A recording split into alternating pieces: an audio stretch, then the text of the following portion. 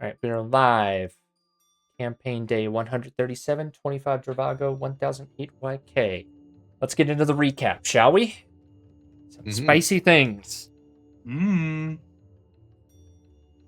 started in to finish up our conversations on Dravago, our relationships, and we talked to a lot of the leaders, but we also talked to I forget exact, was it Rowan that we talked to to get a new crew member? Mm-hmm. It was Captain Cyrus. It was Cyrus, but was Rohim there too, or am I tripping? Yes. He wasn't there, right? Yes. He was there too, yeah. Yep. And we decided on, as we've done with every moon, got a new passenger. It was Thorin that we taught. Thora, sorry. That we taught the counterspell to. That I'll take taught. And then No, Thora's the rogue that was part of the Misfits. We taught someone else counterspell. That but was it wasn't Mizar, but Mizar's coming with us. Yeah, we got Mizar, who was with the Cholom and his little circle, and then Thora came with us. I thought that was the one that we taught counterspell to, but yeah, it was the rogue that was imprisoned, and we got some new crewmates. The person you're confusing it with is Starsong, which was the caster who was with Thora as part of the Misfits. That might have been where the tying up was. So, quick side note on that too, Eugene. Thora is now under your control if you wanted to swap out Sir Anlo for Thora for any sort of B team actions. Completely. Oh, absolutely. Completely allowed. I was so excited to hear that she had counterspell. I sat there being like, sick! Rogue with counterspell would be deadly. Yeah. That would actually be crazy. Okay, what else? We left Dravago. We did. And got a really important message that both Val and Toad heard the same thing, which was reports by Altaic. But in fact, it was reports of Altaic. Yeah. My bad. We were ordered to return back to the Gith Monastery for a tribunal.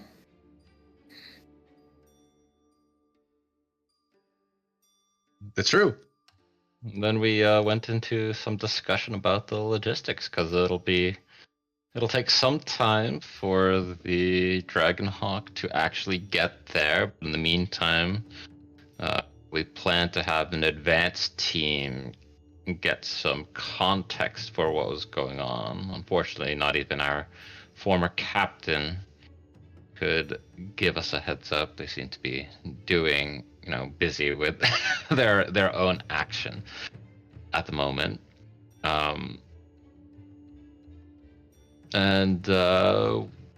We started making plans regarding the use of the Voyager staff, at which point Altaic suggested that they take the Ring of Mind Shielding, which contains... Well, hold on a second.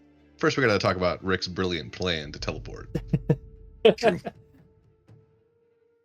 Because Rick had the amazing, awesome idea to send a forward party, essentially, with our brand new staff of whatever the fuck that has teleportation on it. I thought I said exactly that just now. I may not have mentioned that it was Rick's amazing. Yeah, I was looking for a little bit of a... It's important note, actually. Yeah, it was actually, yeah. Can I get some credit for this, or? Wow. Continue. Well, after we all agreed that Rick had made a genius, Mensa level big brain plan.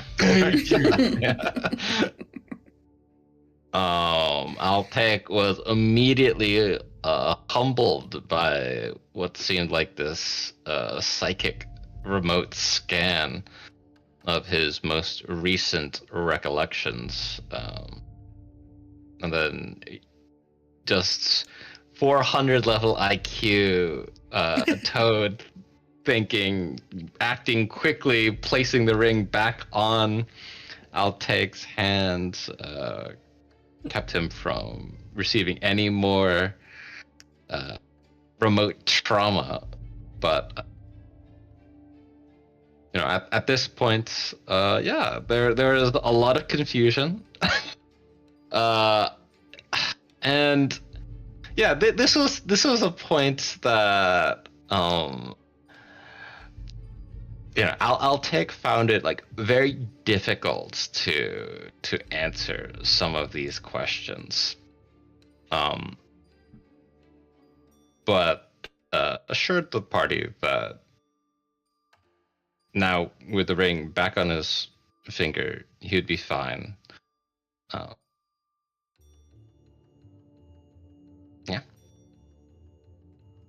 That was only after he was bleeding from his face orifices. And then Altair couldn't tell us what it was specifically or who it was specifically, but No. As we were having that conversation, Gus walks in with our wonderful Roland, and they do a quick scene visibility, and there are 2 scrying orbs right near us. I think I was the target of one, and Altaic was the target of one. Yeah. Wasn't clear how much information they got, but they definitely got some of our information. However, the party decided to keep course, and the only thing that they changed of the plan was to go on day 2 instead of day 1. Yeah, get everything ready. Because otherwise, I think the plan was just to leave then, like right then. Get like it's Savita going, Rick going, and then Savina, Rick, and Toad, right? Savina, Rick, Toad, Gus, and Zephyr. Gus, that's right. Yes. King of 5. So, with that understanding, right, Rick and Toad is really easy.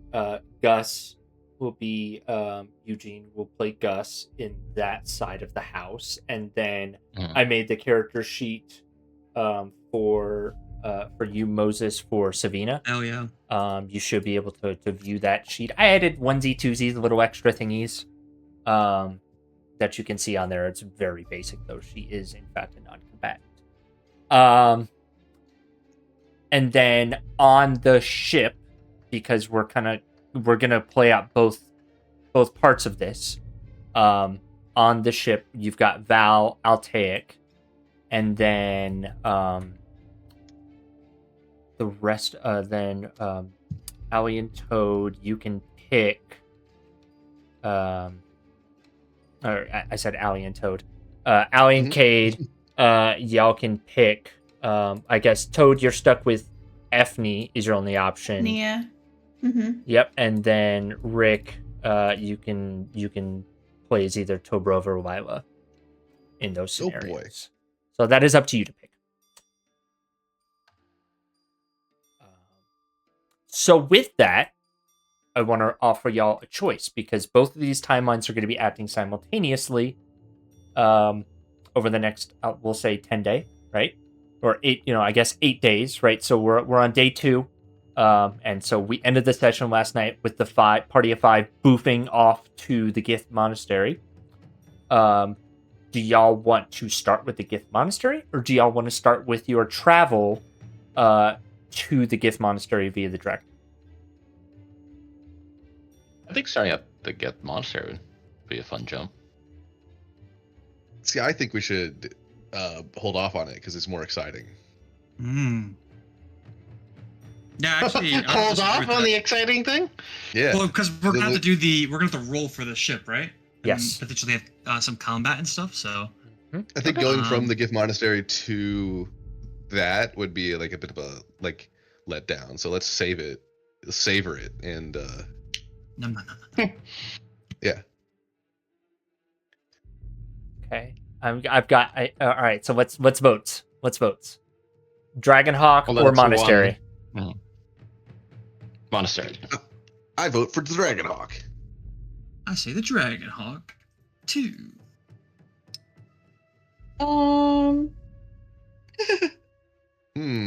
Dang. Pick your pick. I'm really I'll roll if it's a tie. In a So pinch. No, let's just do Dragonhawk. It's fine. I want to do the military too, but No. I'm fine to do the Dragonhawk. We could have had the GM be a tiebreaker. Sorry, too decisive today. okay. All right. So let's get this roll going then. I would like who has Signy? That's you, I Val. do. So it's still you. Okay. So I would like you to roll me 1d8, please.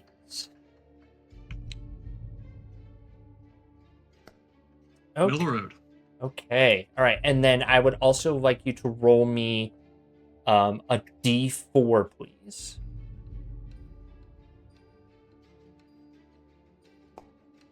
Okay. Are those blind? Do me a favor, roll me the d4 blind.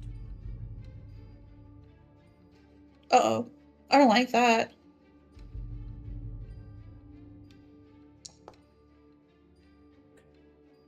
All right. Give me just 1 second. Hope it's on a 4, and 4 means the number of space eels we have to fight. Right? Isn't that interesting? So, first day of travel. Anything in particular y'all would like to do while I'm handling this? I can't think of anything.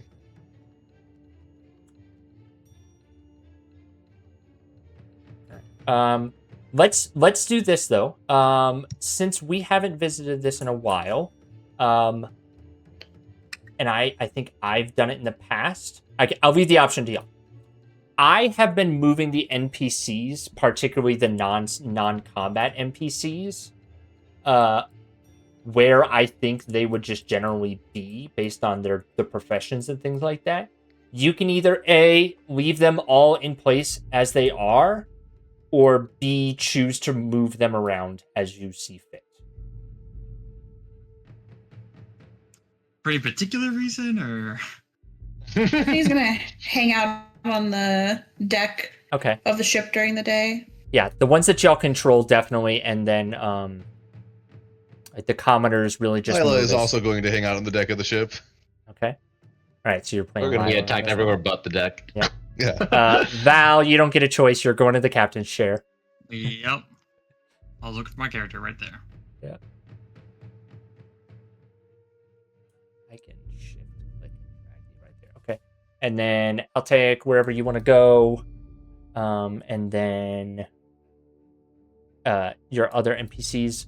Mr. Blip you typically is by the forge. If you want Tobrov, any NPCs that y'all control, go ahead and place them where you'd like. I guess Altaik will be doing his covering of Sir Gus Gus Bertel down there. Yeah. Yeah, you were there with the menagerie. Mhm. Okay. I bet Phantom's Thora would probably- hang out. Sorry. I was gonna say Phantom's probably on the deck. Okay, well. I was gonna ask about since- Phantom. Perfect. Okay. I was gonna say, does it make sense for Thora to be on the deck? Like, wouldn't she be kind of like starry-eyed about Oh yeah. That's being perfectly on fine. space for Yeah. the first time? Mhm. Main deck. Yep. Phantom. Sometimes he's in his cage. Sometimes he's on the deck. So I figured I'd ask you where during those days. Okay. Zephyr's not there. Okay. All right, and then. All right. Do you want to keep Tobrov where he is?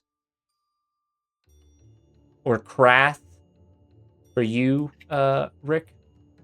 Cade? Grath is fine where he is. Okay. Okay. All right. So, on the third day as you were flying through cyberspace. Yep, so on the third day, as you were flying through cyberspace, your ship is buffeted by turbulence as you venture through the stars at a high speed. Your ship, you can maintain speed, or you can try to press through, or excuse me, you can maintain speed pressing through this turbulence, Val and crew, or you can slow down to try to maneuver around whatever this is.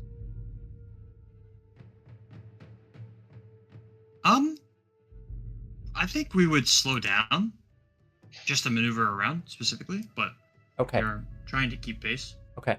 So, with the new Dragonhawk sheets, it's basically the same for y'all. Everything's pretty easy. However, the one thing that's missing that I gave some thought to, you don't have modifiers to rolls. So, like, there's nowhere to roll off of this for, like, strength, dex. But I actually think that's fine, because for the most part, those things were related to officer rolls anyways. So, in this situation, as you slow down, you see a few different motes of bright blue energy smash into the deck, on the top deck, as these like balls of fire that seem to be animated slam down. However, you have one or two options here, right? You can disconnect from the chair at the top of this round and immediately join whatever this is going to be, or you see a few more of these like balls of fire on the ship, or like nearby the ship. And you can either stay in the chair and try to maneuver around, or get out and try to fight what's on your deck. Yeah, I think Val kind of knows his spot at the ship, and he will stay. He trusts his crew. Okay. If that is the case, I would like you to go ahead. Actually, we'll just we'll have you roll initiative, but for your turn, you'll stay in the chair and you'll use your action to make a arbiter check. Okay? Okay, easy. Okay. All right. Let's get a little bit of fight music, shall we? We don't get no fight music right now. You know, we're in space. Hell yeah. All right, Lila, Ethne, Thora, and Val. Unless, are you playing as Altaic in this fight, or are you playing as Thora? I'll play as Thora. Okay, let's give it a go then. All right, everyone. You've encountered a field of animated fire breaths. So let's go ahead and roll initiative. Oh, yes. Woohoo! Mine was blind. I don't know if it worked still. It did. Okay. No.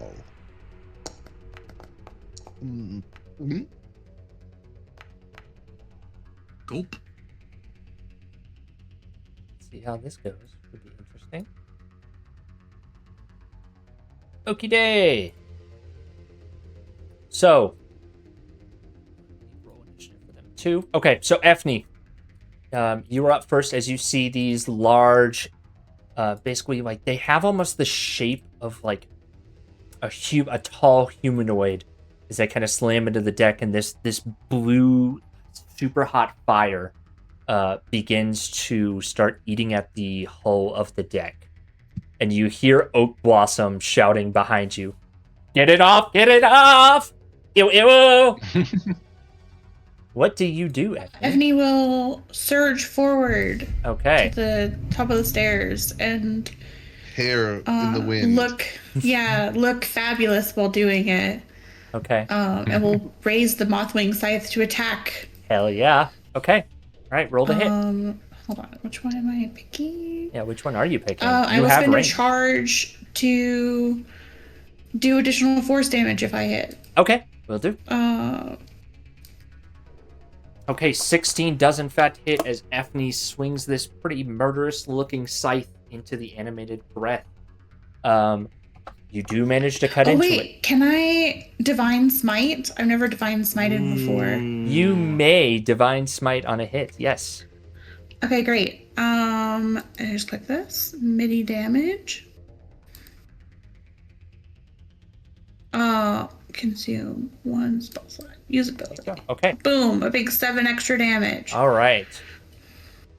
Okay, so you managed to slash through the fire. You cut out, almost like the wind of your weapon manages to cleave through some of the elemental binding of this flame. This magical spell gone wrong, drifting in space. What else are you doing? Effie will turn to Lila, like over his shoulder, and just say, "Be careful." That's my turn. Okay. All right. The animated breath that you just attacked. Okay. All right. I'm gonna say, yeah. Unfortunately, this is gonna hit Phantom this turn, and because they're really close to the fire, so Phantom takes. Let's just roll 1d6 real quick, shall we? Oh, let me do these public. Phantom takes 6 fire damage. And also, Effie, you take that 6. And actually, I need to roll one more time because some of the fire that came off the animated fire leaped onto you. So Effie takes 9 total fire damage. Phantom takes 9. It's Phantom takes 6. And at this point, the fire will try to envelop Effie. So let's go ahead and see how that goes. The whole body seems to slam down, and it's just broken off of the pure aura farming that Effie does. Bounces off his chiseled jawline. That is the second strike. That is also a miss. Okay, but it'll stay where it is. Valerian, I would like you to make me a arbiter check to see how well you can pilot the Dragonhawk out of the trajectory of other animated fire heading towards the ship. Arbiter check.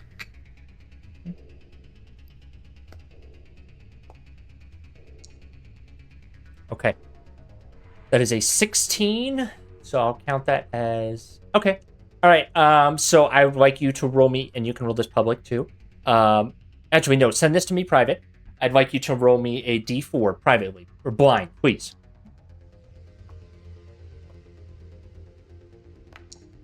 Okay. We will address that later. You still have your bonus action. You could still unplug at this point. But potentially I'll give it to you. You can use your bonus action to try to see how far out this field is. You're not sure how long you'd need to keep flying to be safe at this point. I think I'm maneuvering around what I saw, and as soon as I think I'm past it, I am just like going full throttle. So if going I can, full throttle, okay. Yeah, so full speed basically. Okay. If I can only if I've seen that they're in that I've maneuvered past them and they're not in front of me. Okay. Your passive, you're not sure. Using the ships, you can see through your bond with Oak Blossom. Actually, I'll make a perception check through Oak Blossom. I'll let that. If you give me your bonus action, I'll let you do a perception roll through Oak Blossom, which is a +3, or you can do it to see if you've made it through the whole field or not. Okay, yeah, I'll do that. Okay. I think Oak Blossom rolls it too. Okay. All right. So Oak Blossom rolled reasonably well. She says, nice. keep in the seat. We've got more that I'm going to need your help dodging through for a little while longer, which you interpret mechanically as one more turn. Yep. Okay. All right. I'll stay there. Okay. All right. It is the next animated flame. And actually, let me roll 2d6 because there is fire on the deck. Because they're standing on it. So that is 7 fire damage. to the Dragonhawk because they're standing on the deck, and the Dragonhawk is currently vulnerable to fire. So 7 damage. Whoever wants to track that HP, because the Dragonhawk is 150. So that's 7 fire damage, but it's vulnerable, so that'll be 14 fire damage. And I will go ahead and begin attacking. More strikes on Ethne.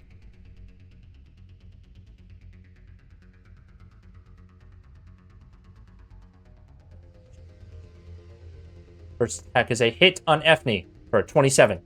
That's a nat 20. Oh. I don't know why I'm getting a pop-up for a fighting style. I don't think I have that, but okay. 29. Ouchie. Fighting style. That's for interception against other than you. I don't know why that would pop up for that. Okay. Yeah, weird. All right, so the fire engulfs Ethne, beginning to burn some of those cherry blossoms on his hair as he suffers 29 fire damage. Actually, it's not 29. It's not fire. It's a combination. It's rolled as 29 bludgeoning. But you get the point. Second attack, however, is a miss. Cannot penetrate. All right, Lila, we're over to you. Mm-hmm. Which one did Ethne attack? This one, the one below. Gotcha. Lila will use some of her movement to get away first. Okay. Yep. I'll flutter away. Okay. And then I'm going to attack with my bow. Okay, go for it. Danger Ranger. Boosh. 20 is a hit. Ooh. That is 8 damage. I thought it was more at this point. Oh, I rolled a disadvantage accidentally. Whoops. Okay. But The other one would have been a crit then. But so- I think it could be argued I would have rolled the 12 either way as well. So Well, in the dice roll, the way it's set, I don't know if that's like how. That is the order that they're whatever, rolled. but- I will honor, Yeah. because it's the order that they're rolled. So if you rolled that at disadvantage, the first roll would be accurate. So yeah, no, I'll double that 5 on the die. But I think there's if you more. insist. I think there's more damage. That you I can optionally add damage if that's what you're asking. That's what I was thinking about. Okay, I just wanted to make sure Dreadful the sheet. strikes. Yeah. Yeah. Okay. All right. So then it's actually an additional 5. Okay. So Brings you're up to 13, your and bow. I will swings use my through. dreadful strikes. Okay, go for it. Another 1 damage to 14. Okay. All right. Still a decent amount of damage. Okay. And then I will attack again Yep. You have extra attack. because I have 2 attacks. Yep. She's quick with her bow. It's not a willow. It's a longbow. It's She's only a a disadvantage, isn't it? Yeah, it is. Is it- Is there something Is on the your creature that's giving me a distance? disadvantage? I don't think so. I know what it is. Hold on. It's because she's a fairy. She was a fairy. I just turned off the heavy feet on that longbow. So Oh. yeah, it would have been a I 6 would have rolled a anyways. 15 otherwise. Or, yeah, 6, you're right. 6 plus 6. Yeah, so that was the same hit. So yep, that still would have unfortunately been a miss. But it should give me a non-targeted roll. Untarget from the creature and give me a roll. Boosh. Yeah. So I figured that out. Gotcha. All right. Anything else for Lila? No, that is Lila's turn. Okie doke. Thora. Yeah, Thor's gonna look about, kind of shocked. Well, shout out fire to the rest of the crew. Try to pitch their voice below deck. Make their way. Yeah, I guess directly over or under, like sliding under Phantom. And I don't know why the turn ended. I don't know Or why either. I might have hit that. shifted. Sorry. Dun. Sure. I don't know if this will do anything in particular. Would it be more helpful to scatter water from a water skin over Ethne or over the flame breaths? This particular case. That's a good question. Ethne is not currently on fire actively.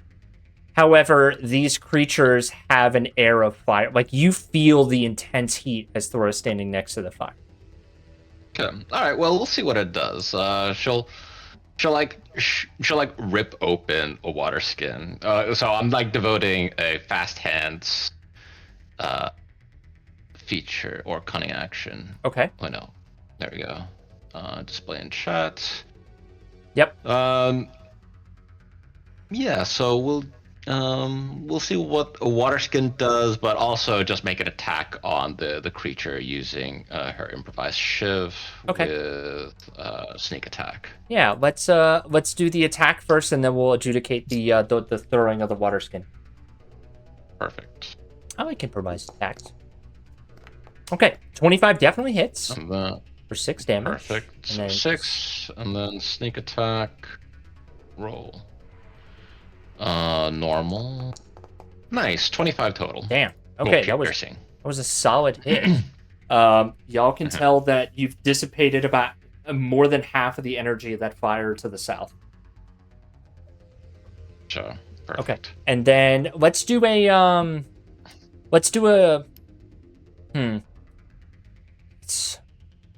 I think it's cool. Let's do you can do sleight of hand, dexterity, disarmament check. Hit the device. I'll let you use sleight of hand for Thora in this scenario as like the check to hit. With the water skin. Good. 21. 21 definitely hits. Okay. Let's do 1d10, please. Roll me a 1d10. Oh, nice. 6, not bad. Not bad.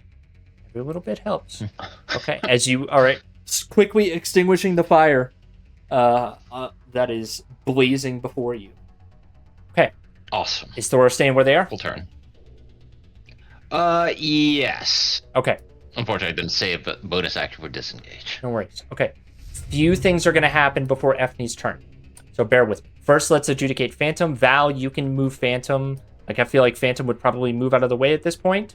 100%. Yeah, Okay. I meant to do that on my bonus action. No worries. On my turn. That's fine. Yeah. But yeah, he would. Yeah. Phantom without a command will go up. Honestly, onto the high deck. to the most familiar. Yeah, to the most familiar terrain, which is I feel like Oak Blossom. That's totally fine. Phantom can nest up in Oak Blossom's hair. Okay. Then more of these fire elementals are showing up. No. As you unfortunately were not able to dodge all of them. And then finally you hear shouts of fire from downstairs. Who is okay? Rick, you are the surgeon, but Rick is not here. So in this, because I'm calling for a con roll on the ship, so I would like you to roll me a d20 plus 1, saying that Krath is rolling for your con saves right now. Okay. As you hear shouts of fire coming down from below deck. Okay. All right. So, until someone goes downstairs, that's what you hear. You hear shouts of fire from below deck. I would like you to blind send me... Thinking about it. I would like you to blind send me a... 2d4, please. Me? Yes.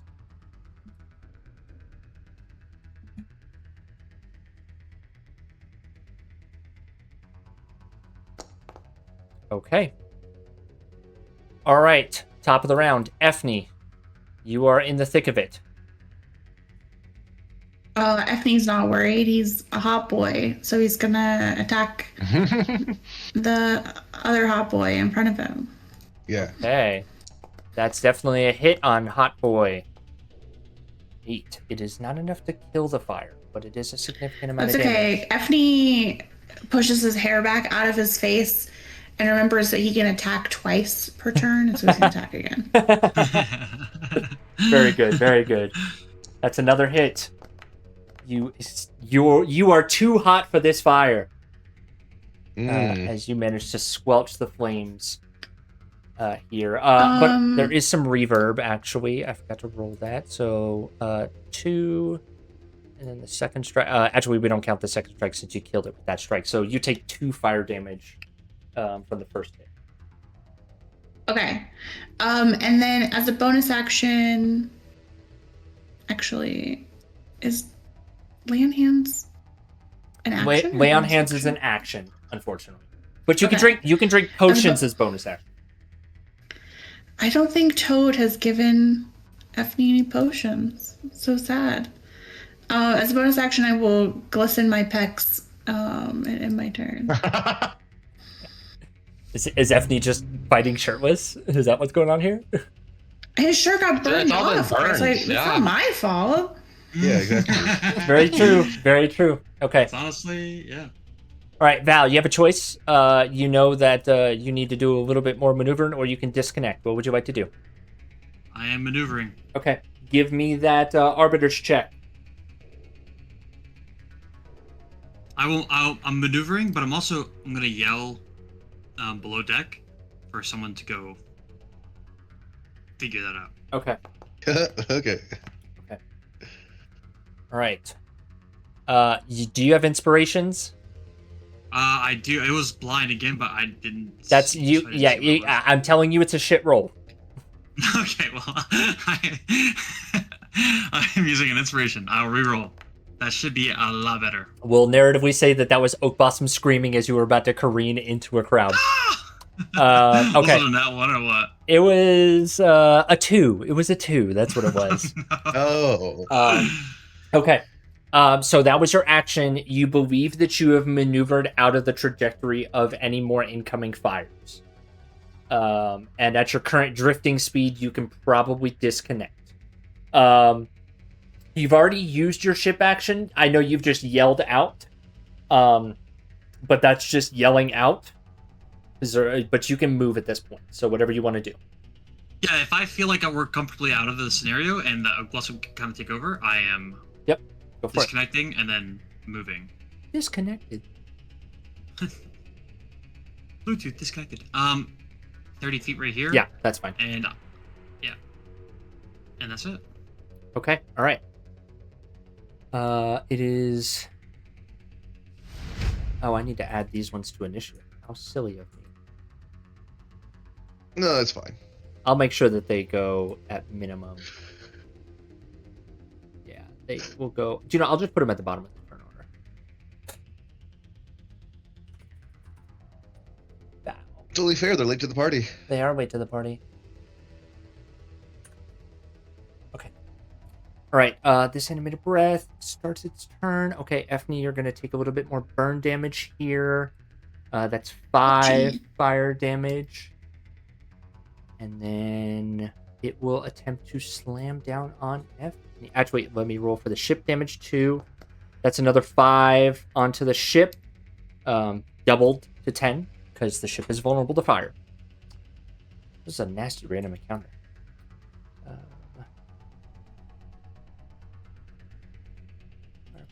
Oh. That would make sense. Okay. It's going to try to swallow you up. Once 19 to hit. The interception thing doesn't apply here. Yeah, I just will exit it. That's 13. That's 13 bludgeoning. And then one more time. And these things are rolling good. Okay. Another 9. So 22 damage. Is Effie still up? Mm-hmm. It's got a couple hit points left. Woof. That's no big deal. Okay. Not looking great. Not looking great. Okay. All right. It is Lila's turn. What are you doing? Lila is going to attack again. Okay. I'm going to attack the one in front of Effie. Okay. That is was a blind. My bad. Oh, that's okay. It was a hit. I think the damage did apply. So you rolled a 20 Okay. on the roll and you did 4 damage. I will add on an extra D4 with my thingamabob. Another 1. And then I will Don't you- attack once more. Yeah, and you also Sorry? have favored foe or something like that. Maybe I'm Oh yeah. favored foe. I think gives you. Yeah, it's just like. Yeah, I could do that. I think this one's also about to die, so I'm gonna save That's it fair. for like a full like, Fair HP. enough. That's fair. Okay, I mean, I have 3 of them, but that's whatever. that's fair. Okay, all right. You rolling another attack. You said. Yes. Okay. 28. Is that a crit? What's that? Natural 20. That is a natural 20, and you do 9 damage. Cut into it. Woo. Okay. All right. Anything else you're doing? You still have your bonus action, still have your movement. I will go ahead and favored foe this one because I'm not sure actually how close it is to death. So It had not I'll been spend a hit favored yet, foe. so okay, then I will do that. okay. I'll spend one of my favorite foes, and it is now a favorite foe. Okay. Do I have to like click on that to give it to him, or is there anything I can do? I think when you mark it, you can. Oh, I can use increase that ability. Nice. There you go. Did it like apply it to him or? I don't see it, but I'll just mark. I'll just add mark. So we'll just remember. Okay. It's almost like free hunter's mark, if I recall correctly. Yeah, when I hit an enemy with an attack roll, I can increase my damage by 1d4. Got it. Once per turn. Oh no, actually, it's just from this point on. Yeah, from that point on. No, it's actually the first time on each of my turns. There we go. So first time I hit and do damage to it, I'll get an extra d4. It's kind of the same as Dreadful Strikes in that regard. So yeah. First strike, I'll add 2d4 instead of 1d4. How about that? Yeah, that makes perfect sense. Okay. And I think that's how I tried to design that character. So okay, perfect. And then Lila will flitter past Valerian up to a higher ground over here. Up to higher ground. Okay, I'll put you. Yeah, I mean, I could move. I want to like move me, but I'm like kind of up. Yeah, I understand. Yeah, I'm not going to put you on the Stern Castle map. And unfortunately, the ballistas. I think actually the ballistas may be able to clip the one on the north. We'll adjudicate that at the top of the round. Okay, Thora. Ethne is very hurt. Yeah. Thor's gonna, seeing that we're all retreating, is gonna ask. This is like, we're gonna like shout. It's like fire spreading. Can we put out? Can we smother it? Like looking to Oak Blossom. Yeah. Is there a way that Oak Blossom can like dramatically shrink her like atmosphere creation? You mean like the air bubble that's around your ship? Oh boy. Perhaps. Okay. I will say, give me a. Okay. Thora doesn't know the consequences of that action, but Oak Blossom does. If you want to use your action for this, Oak Blossom can try to suck out the air in just the top deck. But there's a possibility that air could be sucked out in more parts of the ship. Okay. Would Oak Blossom listen to Thora? I think not, but Thora isn't an officer. However, Oak Blossom is down to participate. She's down to clown. And it seems like a good enough idea, so I wasn't going to make like a persuasion roll or anything like that. Oak Blossom's just going to try it. Okay. So. Okay. All right. But outside, we'll adjudicate that in a moment. What are you going to do for the rest of your turn? You still have your bonus action, you still have your movement. Yeah. Let's see. Magic action, utilize. Does Ethne look like he has any items to activate, to utilize? That's a question like in his inventory. That's a question for Allie. Ethne isn't even wearing a bag. He's just got his scythe and his armor. What do you want to give me to change that? What are you willing to give up to retcon that Ethne has more than just the pulls on his back? Not hit points. Like would FD have like a healing potion? You mean like am I trading something for like a healing potion? Yeah, if you want, right? Like we can. What do you want to give up for a retcon in that scenario? That Toad did in fact give Ethne a healing potion. I don't think Toad would have. Okay. I think Toad would have taken their healing potions with them. All right. No, that's fine. fair. Yeah. Yeah, Thora's got hit points to spare.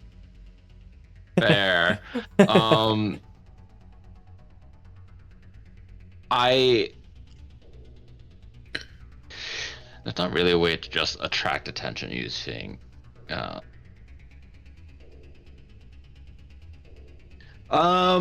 Okay, so we're asking for like oxygen to, or we're looking for a way to like smother some of these places. Maybe if we can redirect them. With her bonus action, she has an oil flask. Okay. And maybe these things are looking for more fuel. So Thor will cast an oil flask at the far. I don't know enough about ships. To the west. I don't know port or starboard either. Part. Yeah. Just use cardinal directions according to the map. Yeah, to the west, to throw an oil flask there. Okay. To see if they're like attracted to like fuel, or if they're like looking for, or if they're just like trying to attack in general. Okay. Then let's do a this is a throw. So let's do a dex check. I guess either dex check or athletics to throw. Okay. Good.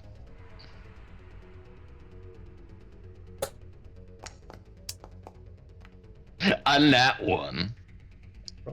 So as you try to throw the oil forwards towards the bow, Thora has never been on a ship before, and this is a moving ship. I'm going to say that you throw the oil and the ship moves into the path of the oil and it strikes into the creature right here. And it actually empowers it and infuels it. And it regains a little bit of his energy. So that is unfortunately we not... tried. Yeah, absolutely. But I will allow you... You can move and then we'll do the Oak Blossom thing. I don't know why it's giving me all these former moving directions. I don't know why either. Oh, because I moved Thora around a little bit. Sorry. But Okay, go that's ahead. fine. Just trying to trigger Whoops, the- Captain. Okay. All right. I want you, since you asked for it, Eugene. I want you to make the. I'm gonna call this a wisdom check. Because it's really nature. Oak Blossom's trying to control her own nature of manipulating the air in this space. Okay. So I'd like you to do a wisdom check. So that's a d20, so it's +3, so that makes that a 10. Okay. If that is what's riding, okay. This floor and 2 floors below it are now in zero air atmospheres. Oak Blossom has soaked up too much air, and now everybody in these areas is now beginning to suffocate. Oh no. Luckily, most of your crew has breathing bubbles. Breathing bubbles. Yeah. Okay. Let's see what that does to the enemy. Okay. I'm gonna have.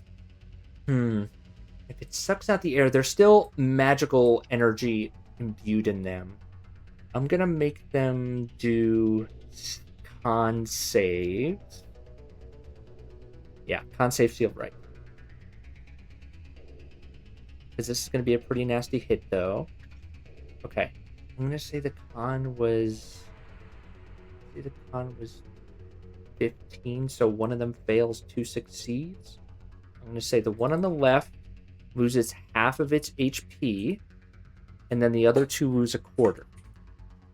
So the one standing above Ethne is bloodied, and the other lose 25% of their health. Gotcha. So Okay. pretty solid hit because you're evaporating the air here. Yeah. Okay. Pretty good turn. All right. Well, let's roll for the ship damage. It's 1 fire, gone up to 2. I don't know who's tracking that, but that's for y'all. I think it would... Yeah, it's going to move on. So if Ethne wants to try to take an attack of opportunity, they may. Would they in this scenario? Ethne will save his reaction. Okay, got it. All right. 15, 20. Yep. They can move 30. All right, coming for you, Thora. I'm just going to try to envelop you in this flame. That's an 11. And then a 22 to hit. Oh, 22 should definitely hit. Okay, it might have procced something on Thora. Yeah, the uncanny dodge, which, whatever. I'll use the reaction to take half of that? Okay, got it. And just for your SA, Val, you are still currently not wearing any armor, so you might want to go ahead and re-equip that on your inventory. Okay, that was that breath's turn, and then the second one, I think it can fit. It can't hit there. It's going to go after the other big source of fire here. Ship takes 4 damage, double to 8. And this fire is going to attack Oak Blossom. Oh no. It's gonna slam. That's a hit. Oak Blossom takes 19. 22. Oak Blossom takes 10 damage. Y'all can see Oak Blossom's HP, right? No, you cannot. Oak Blossom's a very dense tree, so she's okay, but she's hollering. Gotcha. Okay. Top of the round. One more time, we're going to adjudicate a couple other things. All right. Let's deal with that. I'm going to say, because they're losing air, I'm going to have these creatures do those con saves every single round because they're out of air. DC 15. Okay. So the first one's meets it beats. Second one. Okay. Third one that's on Thora loses half. So the one in front of Thora seems to be petering out. And then the other 2 are also petering out, but at a slower rate. Okay, hold on. Oh, yes. You hear cries from down below of poison gas tearing up the ship. I need... who runs my con save? That was Rick, right? Yeah. Rick, I'd like you to roll me another con save for the ship. That's a D20 plus 1. Okay. All right. The ship takes 5 poison damage. You're hearing reports of magical poisonous fire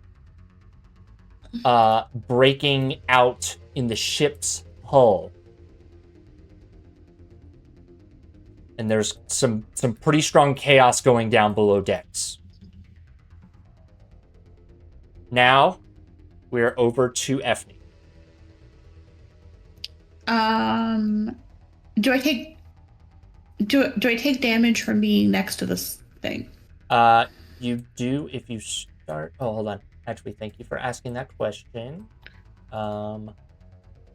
Take inspiration for being a team player. Each creature within... Oh, no, it's at the start of that... it's at the start of the creature's turn, or if you make a melee attack. And Ethne would know this. Okay, great. I will use my action. Effie will use his action to like put his hand over his heart and lay on hands himself. Yep. Um, Holding his pecs. how do I? Okay, I can It's- just yeah, subtract it's it. just I will a use all pool. 30 points. Okay, go for it. All right, that's your action. And then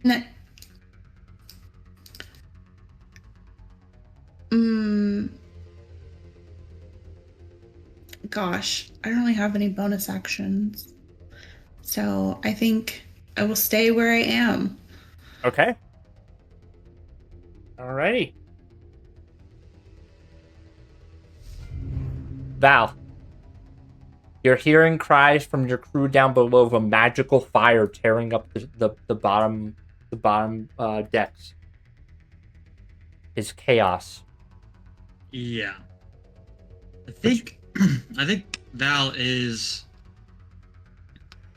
I mean, the situation up here, especially with Oak Blossom getting hurt, is pretty dire too. Mm-hmm. So he'll just do some quick thinking. I think he just takes care of the situation in front of him, and I will. Can I move right here to this spot? You may. Yep, I will get on top of that little box there, Mm-hmm. and I will target the one above me is the one that hit Oak Blossom. Correct. I will target that one, and I will take 2 swings. Actually, I think the first thing I will do is cast Ice Drop. Okay. Right, so It's a dexterity saving throw. It is a dex save, which it did succeed, unfortunately. So it manages to step out of the way of the ice. It knows how to avoid cold objects. Oh, by the way, I didn't. Since this is a new day, I still have like minus HP and stuff. Before I like use anything, Yeah, because that was like a cantrip. Should I take a long rest? You can real quick. That's fine. Okay, I just wanted to make sure. Yeah. I noticed then I'll a just couple like of randomly do that or whatever. Yeah, that's fine. Yep. Yeah, you're good. Okay, so then my bonus action will be to swing the blade of the Stormlord. Okay, go for it. Okay, 25 hits. 20 damage. 20 damage. Another hit like that would probably take the damn thing down as you're cleaving through the In that fire. case, I will action surge, Okay. and I'll take 2 more strikes. Okay. 15 hits. 22 damage. It's on the last legs of its life. Okay. Well, I mean, I will finish it off. Okay, go for it. Easy enough. Yep. You managed to slice through in three quick slashes.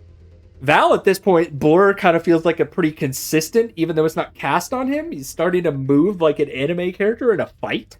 Yeah. Like, I think he's getting very quick with because he's had to train with like casting spells using the gem inlaid in the greatsword too. Yeah. So he's like getting really quick with switching to one hand, but like using that to maneuver in a specific way. But absolutely. yeah, he will slay that, and as it pitters out with some electricity in the fire, and I will move to flank. if I Okay. can. Yeah, that's fine. And that's where I'll be. Okay. Ethne, the fire will do, as you're standing within the burning heat, you will suffer 5 fire damage. The ship suffers 8 fire damage because it's 4 doubled. This creature's still gonna keep at it. Slam into you. That is an 18 to hit you. Hits? Is that a glancing blow? Glancing My armor bl- classes. Yeah, 18. yeah. The MIDI doesn't count for it, so yeah, just do 10 damage. And then the second one is a miss. Sorry, I take the full 10 or I take half damage because it's a glancing blow. Glancing blow, you take half. Okay. Yeah, MIDI QOL, I can't program glancing blows. It's a homebrew rule, so. Okay. No worries. Okay, but that's its turn. It's bearing down on you, but it is marked by Lila. who also, True. being near the stairwell, starts to hear cries about getting a bucket chain or getting someone downstairs to try to help with the fire. And there are a lot of people moving around downstairs, but I'm not moving all of these tokens. Just understand that people are moving around trying to fight this fire down in the ship hold. Go ahead, though. Makes sense. I'm in range of the bow, correct? Of the what? Oh, my bow, yeah, it goes 150 to 600. Okay, yeah, I'm definitely in range. Yes. Longbow time. Okay, 19 hits. plus 2d4. Yep, rolled up 2d4. Let me roll that real quick. Mhm. Another 5. Nice. Another hit like that might take it down. Then I will. It's a 9. All right. It is barely alive. Almost killed the damn thing. Lila's good where she is. Okay. Yeah, she's got a good vantage point. You're almost eye level with... And I got people in between me and the enemies, so... Yes. Okay. We're over to Thora. Rick has been telling her about the blast zone. The 2 days of training, and actually, that narratively makes sense that Rick would have been teaching Thora about the blast zone, but not about helmets of air bubbles. Let's do this. I want to see if logistically your ship officer would have been good enough to think about providing Thora with an air bubble. So let's just have Thora roll a d20. The DC is 12 to see if Thora was issued a bubble.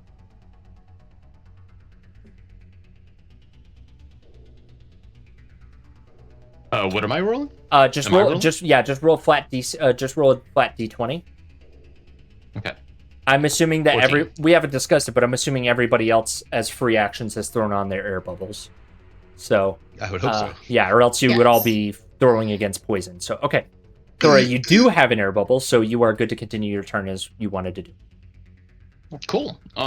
She will first try to finish this elemental off, as Lila's already brought it down quite low.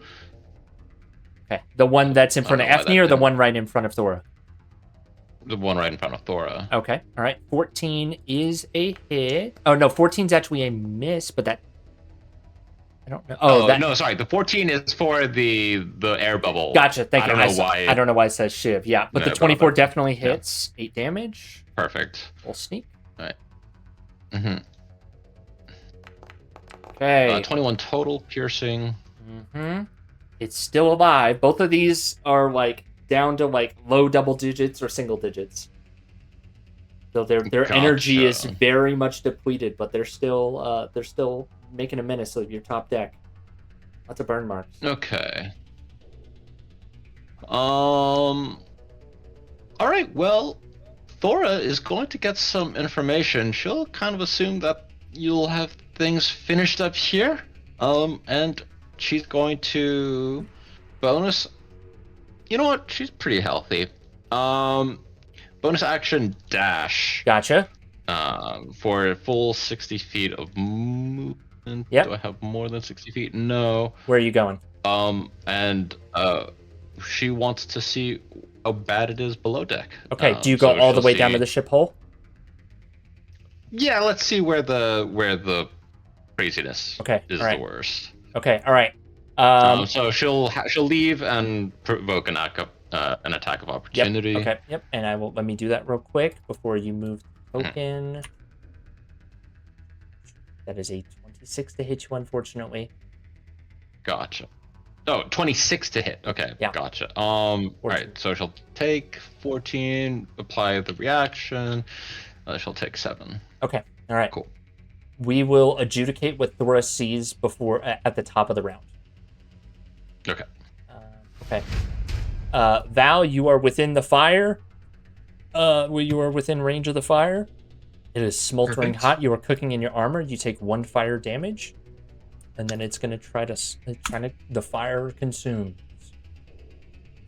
That's a 9 to hit. Miss.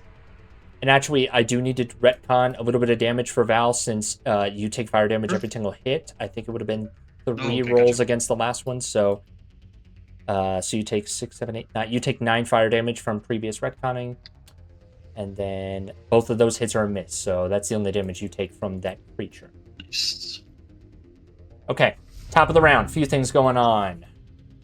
All right, I believe everyone does in fact have air bubbles, but what Thora sees passing through different floors is on the crew deck. You see Krath desperately trying to treat 7 of these.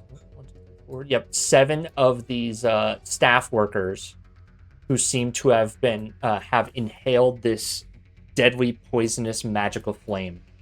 Krath is not doing a great job with this many casualties in front of him. Rick, I need you to make me another con save, or con check, d20 plus 1, please. Okay. I'm going to use inspiration. Okay, go for it. Hold on. Okay. I guess I'll take that one. Okay, all right. I would like you to roll me blind GM 2d4, please. Oh, I just typed in 2d4. I forgot to use the /R. Well, when it zooms in, Yeah. it's like zoom. There we go. Okay, thank you. You also see, Thora also sees a ton of other people running around. Altaic is trying to also make his... Well, we'll say Altaic is starting to make his way downstairs as well. So I will move Altaic. I think Altaic would want to try to see what's going on when he hears magical fire in this scenario. Piling your PC just a little bit, Eugene. Yeah, no worries. Okay, and then on the next floor that Thora goes down to, the cargo deck, Thora would have had to make a... Actually, no, yeah, Thora would have to make it at this point. I need Thora to make a con save against the actual raging fire that has made it up to the 2nd level of the deck.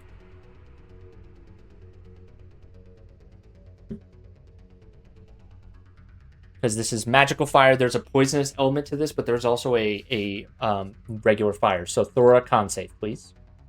Okay, gotcha. As the fire has made it to the 2nd deck. Ticks. Thor is on the cargo deck. Okay. Con save. Okay. All right. You suffer...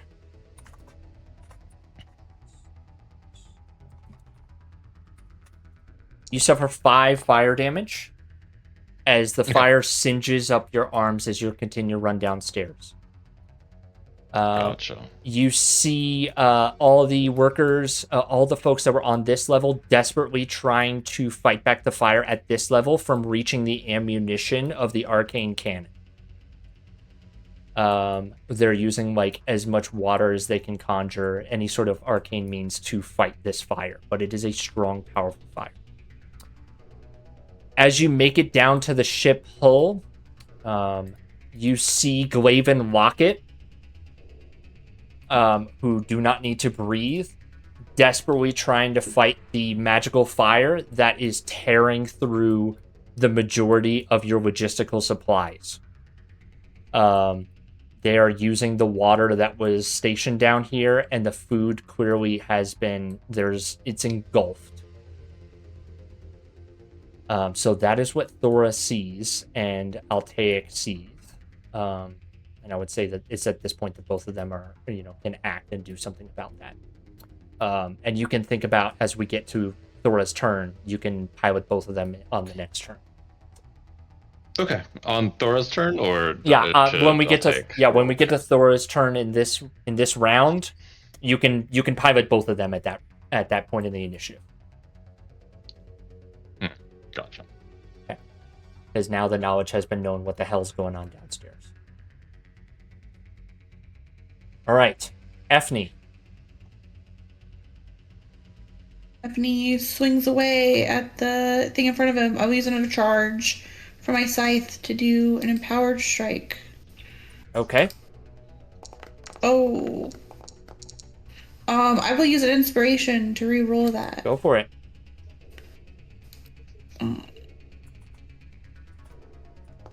Okay.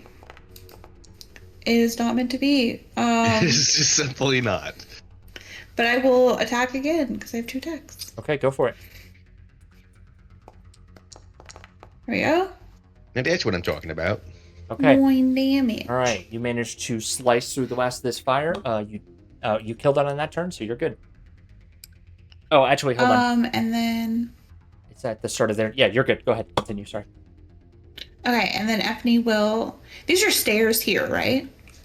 Those are more stairs there, yes. Ethne will nod to Valerian and run downstairs to help the others. Okay. All right. You can, with 30 feet of movement, each deck is 10 feet. So every 15 feet of movement. So you can get down to the crew deck or the... Yeah, you can get down to the crew deck this turn.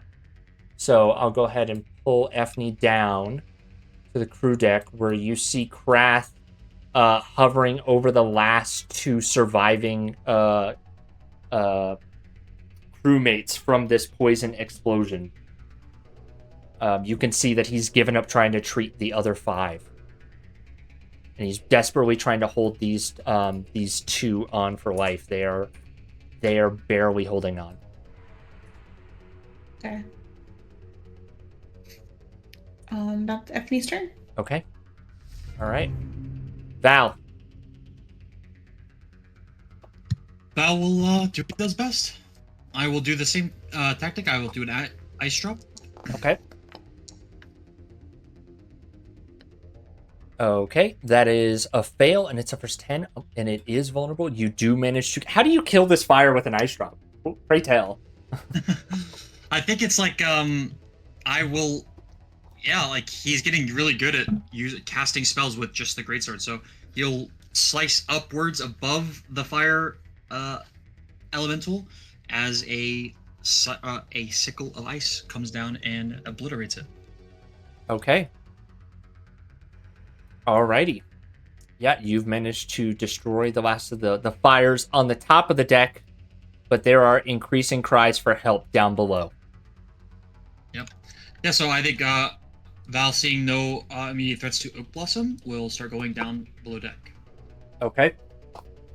And it's like right here, right? Yeah, it'll get you if Where you are go. the stairs exactly? Yeah, the stairs are right here by Oak Blossom, so you can drop down to it pops you out right here. Perfect. Oh. Oh. Yeah, I'll let you move And it. we're Wait, back. Okay. So there's a fire here, and Altaik and Thora have gone past the fire. The fire source is on the ship hull level. The cargo deck level fire Okay. is it breaking through and seeping through the fire through the floor of the ship hull. It's coming up. Yeah. So that was 15 feet, right? Yeah, that was 15 feet. Yep. I'd like to go down again if I can. Okay. Yep. One more gets you down to the cargo deck. And I need you to make a con save for the fire.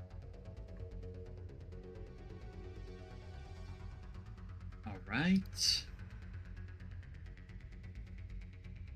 Okay. You succeed. You only take 1 fire damage. As this magical fire is spreading, and you see it beginning to start spreading upwards towards the crew deck as well. Okay. I'm gonna keep going down. If I see the same situation that they saw, where it's coming from below, I'm gonna keep going down. Okay, that's as much movement as you get. I'll say that Right you here? can. I'll say you can get to. This yeah, is 'cause fine if I can get right here. That's Yeah, fine. yeah. It would take another 15 movement to get down to the ship hull, so that's where you. That's as far as you can go, with 30. Okay. And that is my turn then. Okay. Lila. Any fires on the deck still? No fires on the main deck. Gotcha. Lila will head down to the Okay. crew deck then. Okay. Lila heads down to the crew deck. I got it. And so you make it here. So that's 15 feet. You wanna continue Lila down would there? like to. Yeah, so here's the thing. Lila's tiny. She doesn't have any magic that would help with healing or with putting out fires. So it's a bit of a a bit of a mixed bag here. What she should do. Sure. Um, If you want, you can take over his craft. yeah, let's do that. Okay, all right. I'll let Lila begin to just try to do whatever she can at this point. We'll say that Lila's turn at this point is Kraft's turn. So you are, you know that Erebron and Elise. Let me hide these ones for now, just for clarity of being able to see. So you know Erebron and Alicia are making Constitution saves, or fighting. They're trying to fight off this poison with their body. And you have been using your healer's kit to the best of your knowledge. The others are quintessentially making death saves at disadvantage due to the poison in their body. You don't have Crash Sheet, I don't believe. But you can imagine, wisdom based. He has, he's a healer. He does have a healer's kit, and he has one more potion of healing that he's saving. Okay. Is Signy actually here? Signy is here. She was trying to help fight off the fires. So I will say that if you want her in this scene, she can arrive now. Yes. Does Krath have a way to cure poison without magic? He has the healer's kit. Does that? I thought just like stabilized someone who was dying. It wouldn't help if they were poisoned. Yeah, that's the best he can do right now. Okay. Is he's trying to stabilize people and trying to he's trying to perform medicine checks on these folks and trying to get the poison out. He's going old school. Okay. Erebron and Alicia, they are not dying, correct? They are dying. He is trying to. I would say, are they making death saving throws? They are not making death saving. They are not making Okay. death saving throws. They're in the process of dying. I get that in the way that we all are. Really. Yes. But the ones, the others in the room are in more dire shape. Mechanically, Erebron and Alicia are on 1 HP, and they're making saving throws against the poison that's constantly damaging their system. Gotcha. I think in terms of the triage, I mean, they would be receiving the least amount of care at this point. Okay. Krath is definitely going to help the ones who look the worst. He knows at least that much as far as his training is concerned. Yep. If he can keep his head as in that way. But if Signy, he doesn't have a way to Rick's a good surgeon. Yep. But Rick uses magic to heal. Yep. And so Krath is having to kind of do this all on his own. And I think he would look to Signy to kind of help him out. Okay. Actually, I lie. You taught Krath some magic. And I forgot about that. So he has used. So he does have some magic. So he's got. So basically, he's got up to 2nd level healing spells. He burned. Good for him. He burned his 2 2nd level spells, and he's got 4 healing spell. He's got 4 1st level cure wounds or healing words that you can use at this point. But he was also fighting poison that's ticking off every round, and these guys have 10 HP, and if they fail, they're losing half their HP. So this has been a fighting battle. So I forgot. You did teach Krath some basic low level magic healing. Okay. If I have 4 slots left, Krath is going to focus on the 4 closest to death by his estimation, and cast Healing Word to give him another chance to fight off the poison. Okay, all right. So he can burn 1 around. So you've got Kaelin, Bilberry, Finnegan, Nimel, and Gareth there. Which one are you trying to bring back from the brink of death? Who are you saving? Have any of them already failed a death saving throw, and how would I know? If I could you can give me a bonus check, bonus action medicine check. You've got a +5 to medicine. You have to roll that for me. Okay. Well, if you just roll a d20, we can add the +5 to it. Okay. I'll just do 1d20 +5. Yeah, that's fine. Okay. It's blind, but you get the idea. You do a quick triage of who looks to be the worst, and it appears that Gareth is down here. You see like this black bile seeping out of his mouth, and he's beginning to convulse. So it looks like he's doing pretty rough. Yeah, he's the worst out of Krath everyone. will cast. Not healing word. Cure wounds. Cure wounds. Yes. Okay, all right. Cure wounds. I'll cast that. That I can do. Okay. All right, Gareth is back. That's a pretty cool animation for cure wounds. Okay. So Krath is back, fully healed.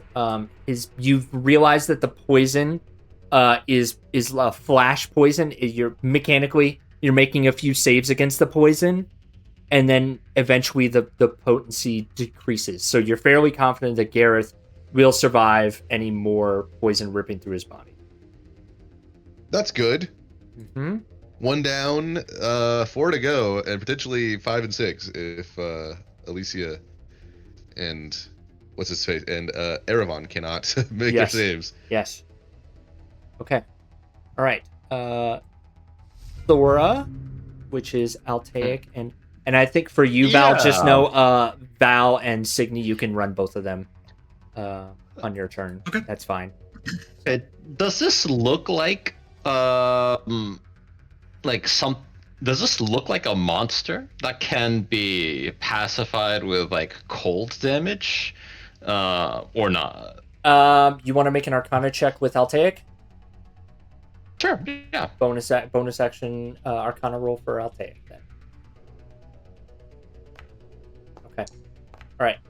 It appears to be not like the fire monsters from the top of the deck. This appears to be a strong magical fire, but not anything with any sort of sentience.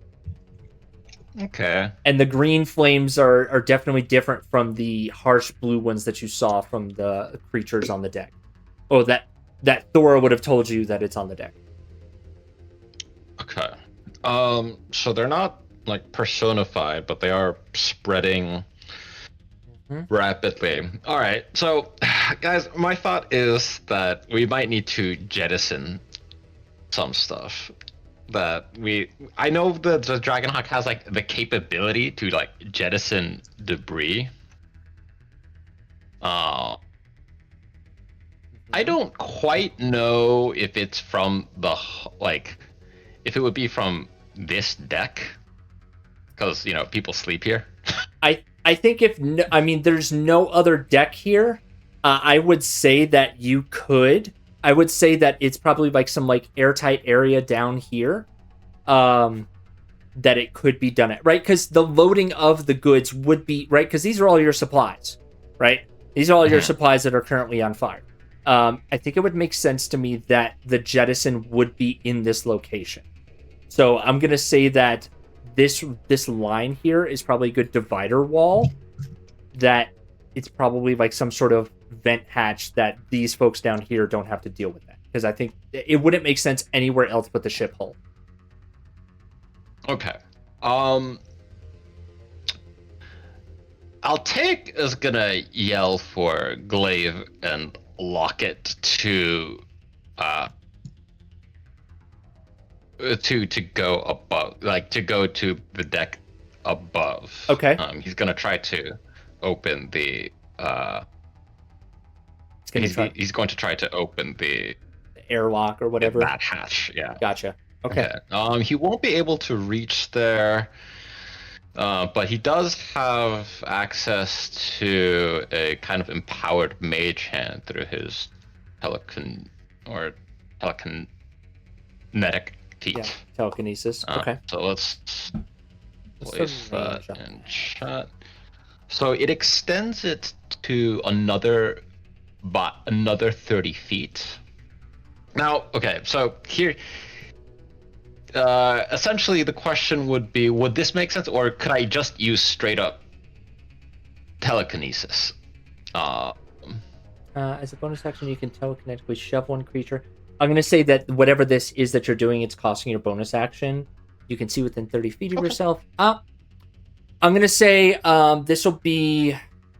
Okay, so it can be... So it's 30 feet. What's the normal range of Mage Hand? 30 feet? 30 feet. Okay, so yeah, I'm gonna say you already used your bonus action. You can use your action Okay. to Mage Hand press the airlock. But Glaive and Locket are in the way. You just told them to get away. They need time to try to run away. Okay. All right. So, all right. Here, we'll figure it out. We know they don't need to breathe. Mm-hmm. And he will cast telekinesis. And kind of, this uses his reaction. If anyone gets sucked at, he wants to grab them using telekinesis. Working with Thora, I think he's going to have Thora with her ability to like utilize as a bonus action. Mm-hmm. So movement. Yep. That was 30. Action dash bonus action utilize to Okay. open the hatch. Okay. And then likewise, Altaic. Trying to telekinetically hold these two in Yeah. place. Yeah. Okay. So we'd both be holding our reaction. Can we hold it for Glaive and Locket to like either get behind these cages or to get further behind? Yeah, that's fine. Okay. Yeah, you have your reactions to do that. I'll allow that to occur. So, and considering that it's at this point of the rounds, and there's these creatures aren't here anymore. So, Mhm. I mean, we'll just address all this right here. So we'll say that you hold your reactions to do that. So Glaive and Locket are able to get away. So they run to the safe area away from the dot. They run behind you. And so that allows you to trigger the airlock, forcing all of the supplies that is currently being held in the Dragonhawk out the back of the Dragon. We need to collect some stuff. We can collect some stuff, but Yep. I think this is a moment where like Altaic is gonna shout like, it's like, oh, people are gonna get mad. Oh, on my mark. Okay. He waits for Glaive and Locket to run past before letting her know that it's safe. Okay. All right. And before we get to the top of the round and adjudicating it, I forgot I need one more con save from the fire on the ship. So, Rick, have me make the ship another con save. D20 plus 1, please. Okie dokie. When you say all the supplies, Yes. Are there not some stored up here? Like There'll be some of the different- food in chest of preserving. That's fair. The stuff in the chest of preserving is fine. And we'll get to that in just a second. The ship itself, as this round has progressed, has been burning a little bit further. The ship takes 4 poison damage. That's not doubled, so that's just normal 4 poison. And that was the last piece as this was ejected out of the hull. So all the fires on the ship are out at this point. So I'm going to end the combat. But now we have some logistical fun times of what's been jettisoned. All right. So let me open up the sheet here. So I'm going to say that all of your salvage. So I'm going down the list of loot on the Dragonhawk. The purple worm meat is fine. No worries there, because that's in the chest of I think we're preserving. out of purple worm meat. I think, Yes, we are. that's been gone for a while. Yeah. Your salvage is currently floating in atmosphere. Whatever these tradable items are, that would be gone. Whatever this new loot is, smoke-powered rifles. Poor. The loot, the rifles are fine. The barrels of river water are also out there floating. All of your food, all of your water, and I'm gonna say half of your ship ammo, because the rest would have been distributed accordingly. So half of your ship ammo is out there, and I'm gonna say, no, I'm gonna say your repair Sorry, just- materials are somewhere else. A clarifying question: Weren't they? weren't the people up here on the cargo deck protecting the ammo that was like Yes. the gunpowder? That's Yes, up here? they're So we're not losing all Oh, of our yeah. ammo. Actually, no. You make a solid narrative point. They were trying to keep it away from the ammo, so you have all of your ammo still. You're good there. Okay. No, you make a good point, Allie. So no worries about ship ammo, no worries about repair. Distiller's fine. So yeah, you've lost all of your food, water, river water, and then salvage and these tradable items are currently out floating. And your food, we're around 4. Food, you've lost. If every one quantity is a month, you've lost 40 days of your food already, and the rest is that you've got 20 days of food out there floating. Your same thing for your water. So you've got 20 days of food of water that's still not destroyed, floating out in space. Yeah. Well, now we have time to go pick it up. Yeah, can we actually go turn around? Like, is it still intact? Huh? Is the supply still intact, or is it like all burning? It Like would be. everything is burning that was jettisoned. So when you actually pick it up. When you injected it out, it was still burning for a short moment, but as soon as it reached the vacuum of space, it cut out. So it's negligible. It's no longer burning, but it is now just floating out in space. Real quick, I need to do something. There's more actions going on here. I'm gonna try to focus on the. Give me just a second. Oh, I need to adjudicate a couple things. There's a couple things in play here.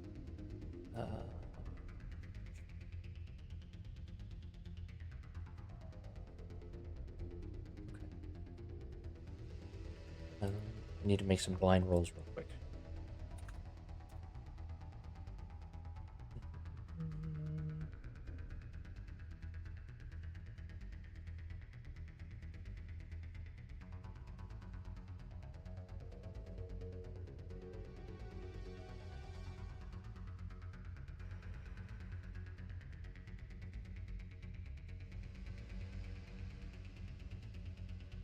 Okay. All right. Got it. Okay. We're all good here. Continue. We are now out of combat initiative, but obviously there's a few more fires and lives to handle.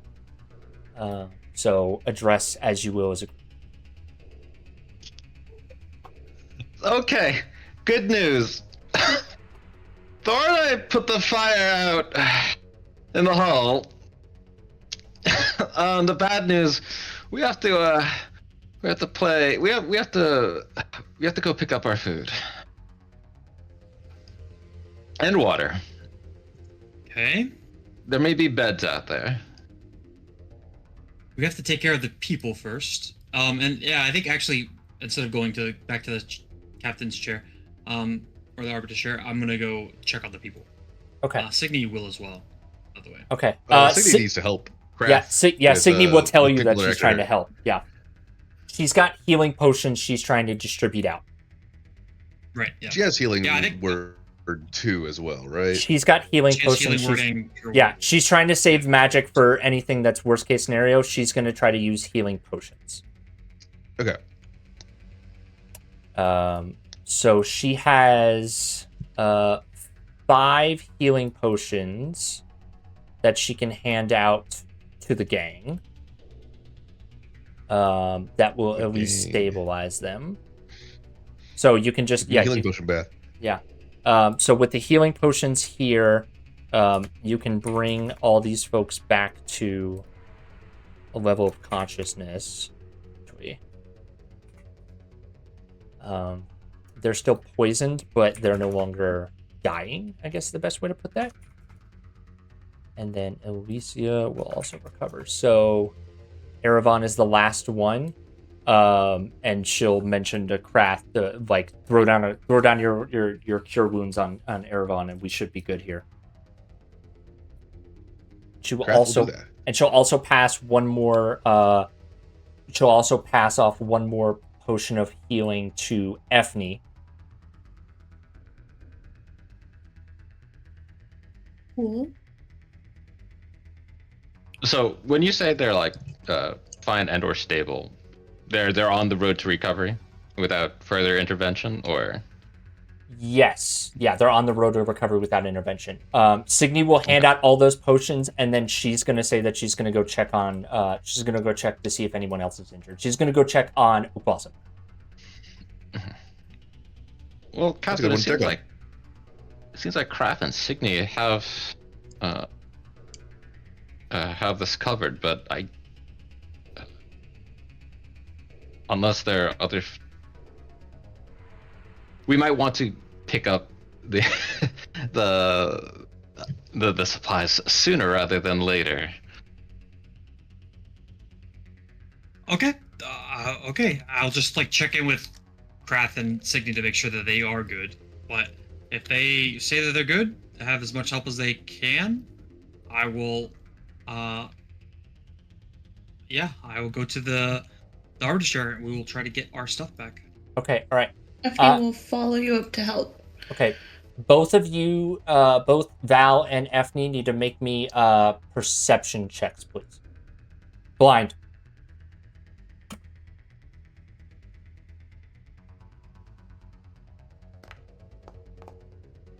Okay, all right. Give me 1 second. Making some rolls here. Okay, yeah. Val, you spot Signy heading for... You see Signy heading for the Juniper on the back of the ship. What? And then, Effie, you drank that potion, right? What kind of potion was it? It was just... How many It was days just... for? It was a... Roll me a Constitution save. It was a... I'm rolling a Constitution save? It was an Effie roll a Constitution save.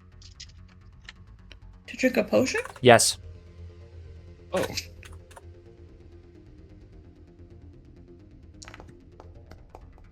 Okay. Use inspiration to have them re-roll that. Okay, you can use inspiration to have Effie re-roll that con save as you feel that there's something wrong with this potion. Hefty, you feeling okay? Okay. You take Oh, a lot better. You take 13. Damn. You take 13 damage as this poison seeps into your veins. And it is at that moment you realize that something might be up. But Signy is heading up on the top deck above you. She's never going up there. Yeah, I'm gonna stop her. Okay. Or all chase right. after her, at least. Okay. All right. Let's do... I'm going to let Effie and Val participate in this. I'm going to do a quick skill challenge. Yeah, you can throw Effie there. Quick skill challenge. Signy seems suspicious. Effie's been poisoned. Something's up with Signy, and she's heading towards the Juniper. What the heck? What the heck? Okay. All right. At this point, she's looking back, and she's trying to run towards the Juniper. Skill challenge, 3 successes before 3 failures. Okay. Y'all can go. Is there any door in her way? I would say that you were heading up the stairwell. The only door would have been the door to the captain's chamber. It's a straight shot at this point. So no, there would have not been a door on the stern castleway. Okay. Let me ask you this. Okay. Mm-hmm. How is the Juniper held down? Off of that little fucking... It's like positioned right off the edge with like a crane or something, right? Someone told me about it, and that we just accepted as canon. It's basically like propped up back here on like a mount, if that makes sense. Okay. My goal is to... what I want to do is I want to arcane lock the Juniper in place. Okay. So that Signy could not access it. Could not open it? Or if they accessed it, that they could not get it into it to leave. Okay, all right. Is that what level spell is Arcane Lock? Arcane Lock is level 2 spell. Level 2 spell? Okay, I will count that as an auto success for this one. Okay, you automatically lock the juniper itself, like the I guess the canopy, I guess, if you will. You lock the canopy that you have to open up to get inside of the juniper. Okay. So another Okay. that's one success. Ethne. Can Ethne Misty Step to in front of the juniper, like to put himself between Signy and the juniper? You may, but because that's only a first level spell, I'll say that you get advantage on whatever you do after that. So this is the Misty same Step's round. a second level spell, is It's a second level spell? Okay. Mhm. All right. It is. I misspoke. Then we'll count that as another success. So 2 successes. You've locked the juniper, and Ethnia has now misty stepped into Signy's path. Okay. All right. Third success. With his big glistening pecs.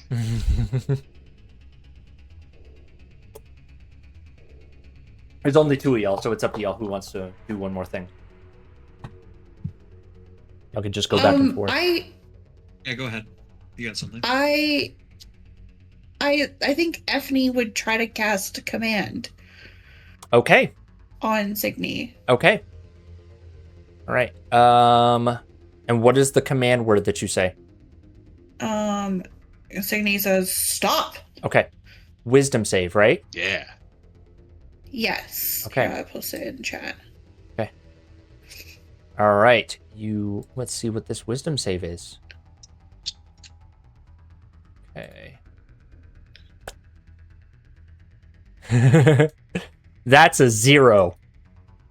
So That's not very much. that is a 0 on that roll. So Signy stops in place, halted by, we'll say that y'all are like about here.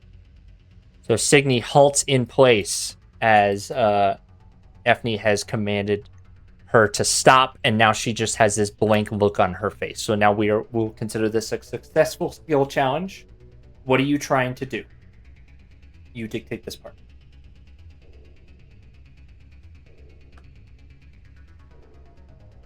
I mean, Ethne, I don't know what we're trying to do exactly. Just maybe like shake her out of it, like see what's wrong. Maybe examine her fully to see if there is something like magically going on, or if there is a like if it's something from the poison she ingested, or is it like something more sinister, like a mind flare?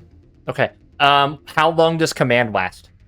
Is it just one turn?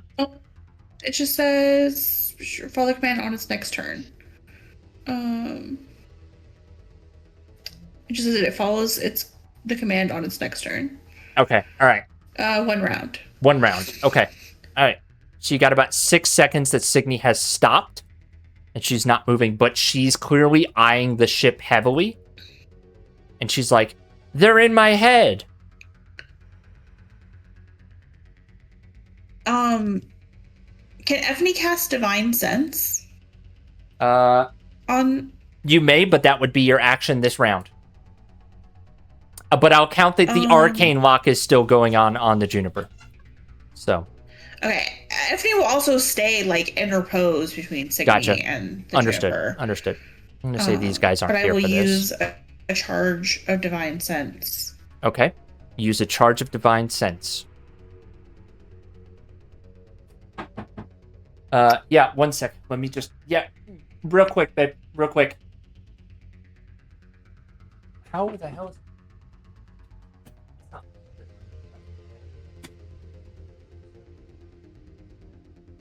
the dragon?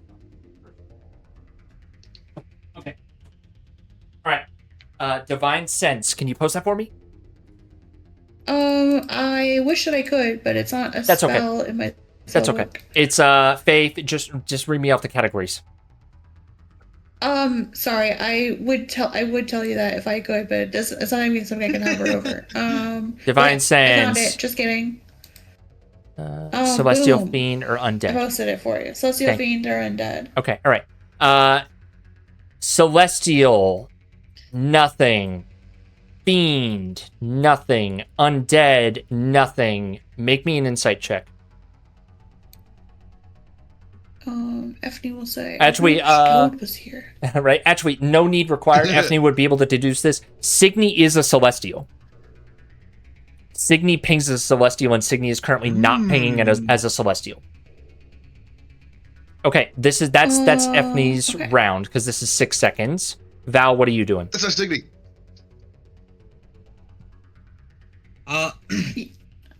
Val is gonna probably take out the rope of entanglement Okay. and use it on Signy. Okay. All right. Let me make this. Because it looks like that she's about to get back up and start running again, right? Yes. And she's already been told to stop, so I'm going to say that she just automatically fails this dex saving throw and becomes restrained. Okay. She's restrained. Val's holding on to the rope almost as it's tied against her, and we'll just like kind of shake her a little bit. Okay. Just like Signy, Okay. step out of it. You realize that the rope of entanglement breaks the illusion over Signy. It is not Signy standing there. It is someone else. You cannot. Let me see. You can. Yeah. I mean, immediately you can tell that it's not Signy. This is an illusion, similar to like a disguised self. Do I recognize the person? Do you take the time to try to? What is it? It's Is it a person? Yeah, is it a person? Yes, it is a person. It is a feminine humanoid.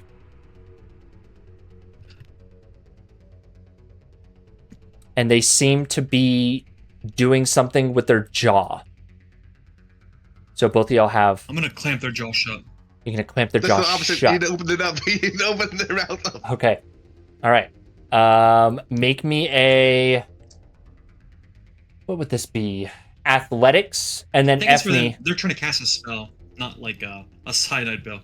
Hopefully. Oh, I think it's a cyanide pill, but That's, yeah. Okay. That's All right. Valerian's thinking is the Yeah. exact. Roll athletics as you move to clamp the jaw shut. Ethne, you have a moment here as well.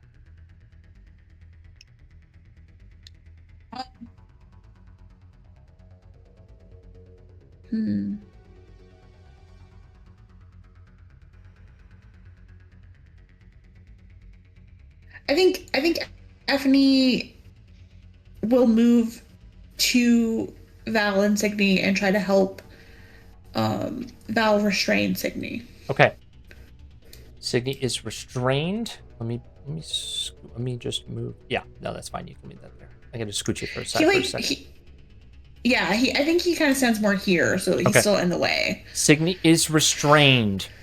And Val, as you shove Signy's mouth closed to prevent her from casting a spell, Signy is able to break the container embedded in one of her teeth. And the spell drops, and it is Jules Marwind on the ground, who has ingested a poison as she is quickly fading from life. Can Ethne act? Ethne could act here, yes. Can Ethne tell that it's a poison that Jules ingested? Yeah. I think Valerian will probably say something to that effect, like she ate something. Well, okay. Valerian is a military man. Would they know about that kind of thing? True. Yeah, I would say that Val knows about like these kind of like suicide pills. Yeah. Okay. Then yeah, I would say exactly that. If anyone needs me to stop this particular line of plot, let me know. But yeah. Okay. So what are y'all doing then? As Jules Ethne will cast Lesser Restoration on Jules to remove the poison effect. He will bend down and get really close to her face and say, "Not today." Okay.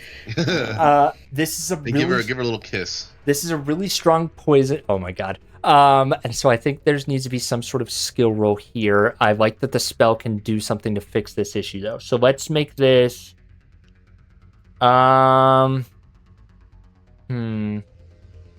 Let's just make this this is a cast. Let's just use our casting spell. So I think that's charisma. So just give me a charisma check. I'm gonna say the DC is 14. Okay. It's a deadly fast acting poison. Oh my god. But it doesn't matter to Never mind. Ethne.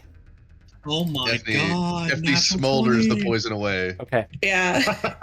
He gets close, his pecs are pumping, his muscles are rippling, and he Okay. sees somebody he considered his friend do something crazy, and he cures them.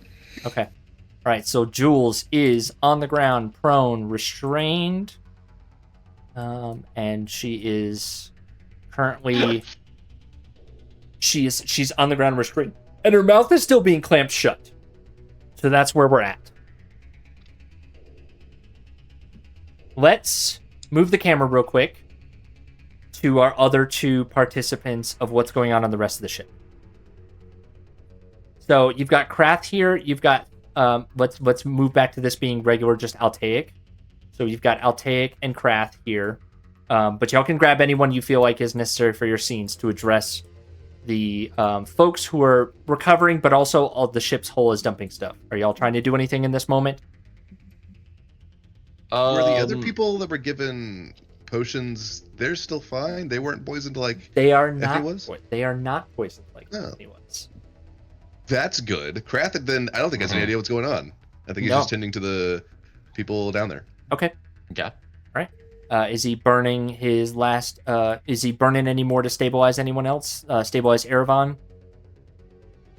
Well, he's is Erebon stable. still making He's rolls? he's not making rolls, but he's super low health.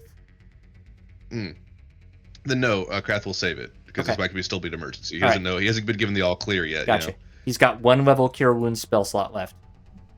I So- believe he has one potion left, right? He's got- It says a healing potion.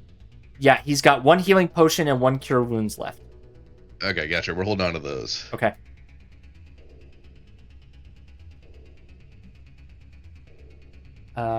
Is Altaic doing anything in this moment? You can say no. I'm trying to give you all a chance. Yeah, sure. Yeah, I'll take. Well, everyone has gone above deck. I guess we don't hear like. Yeah, you would hear it They're on. not 2 decks above. Yeah, you would hear it on the main deck, but you wouldn't hear it on the crew deck. Being a little metagaming here. He'll sure. He'll have checked the cargo deck Okay. to see if if everything's okay, accounted for. What's Master Blip? What's Master Blip's report? Okay. Master Blip's report is that, or Mr. Blip. Mr. Blip's report is the ammo has been saved. No significant damage to the weaponry, according to Garrett and the other weapons teams. And they are now. He wants his stuff back though, so he assumes Val has gone up to the top deck to loop us around to collect our supplies. But all good here. The gaggle of everyone on the cargo deck was able to hold off the fire from reaching their side of important things. This is normally the cargo deck is where normally Jules hangs out, right? Yes, Jules normally hangs out with. She was Roland's apprentice. Nope. She was Would the anyone enchanter's have apprentice. Would anyone have noticed she was particularly what's Roland doing down here while Altaic's down there? I guess I'm almost playing Altaic now. I don't want to step in too deep as far as that goes, but Or I mean, Tobrov's there, so you can have that perspective. all right.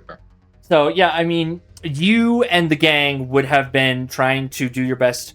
Roland would have been casting cold spells to try to fight the fires and just manipulating gust. He has the gust spell, so he would have been trying to do that. Roland would probably be. He would have been kind of patting himself on his back, but then also talking with Armos about repairs that we need to do to fix any of the enchantments, because his office is fucked. Yeah. And so he's really just lamenting his office, and he's probably going in there and surveying the damage. And no one really noticed that Jules is gone then. No, Roland was not paying Okay, attention to the fact that Jules was gone. Yeah, it's a bit of a chaotic situation. Understand. Yeah. Okay. All right. Anything else for the two of you?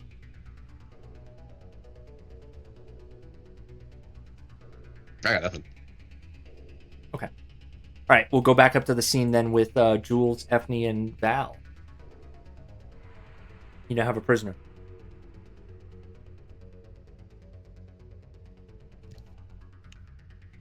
Yeah, I mean, I think seeing we already have Jules tied up. I think Val will do any other kind of standard, like I'm not sure, like if you'd have to close their mouth or like bind their mouth some way for the basically to bind a spellkeeper or a spellcaster. That's what he's going to be doing. Whatever that looks like. Whatever. Okay. He's taught. How many spells are just verbal and not somatic? I guess Val would know this. There aren't very many spells that are Val only especially verbal, would know right? this. Yeah. Yeah, I mean, there's a decent amount of verbal spells depending on what your focus is. But right, like to this point, Jules has never demonstrated that she was a spellcaster. So you don't really know what else she could be casting at this point. You don't know. Yeah, I mean, she's kind of an unknown anomaly. I think Valerian is then dragging her down below deck. Okay. And I'm finding Roland. Okay. All right. What's Effie doing? Joining?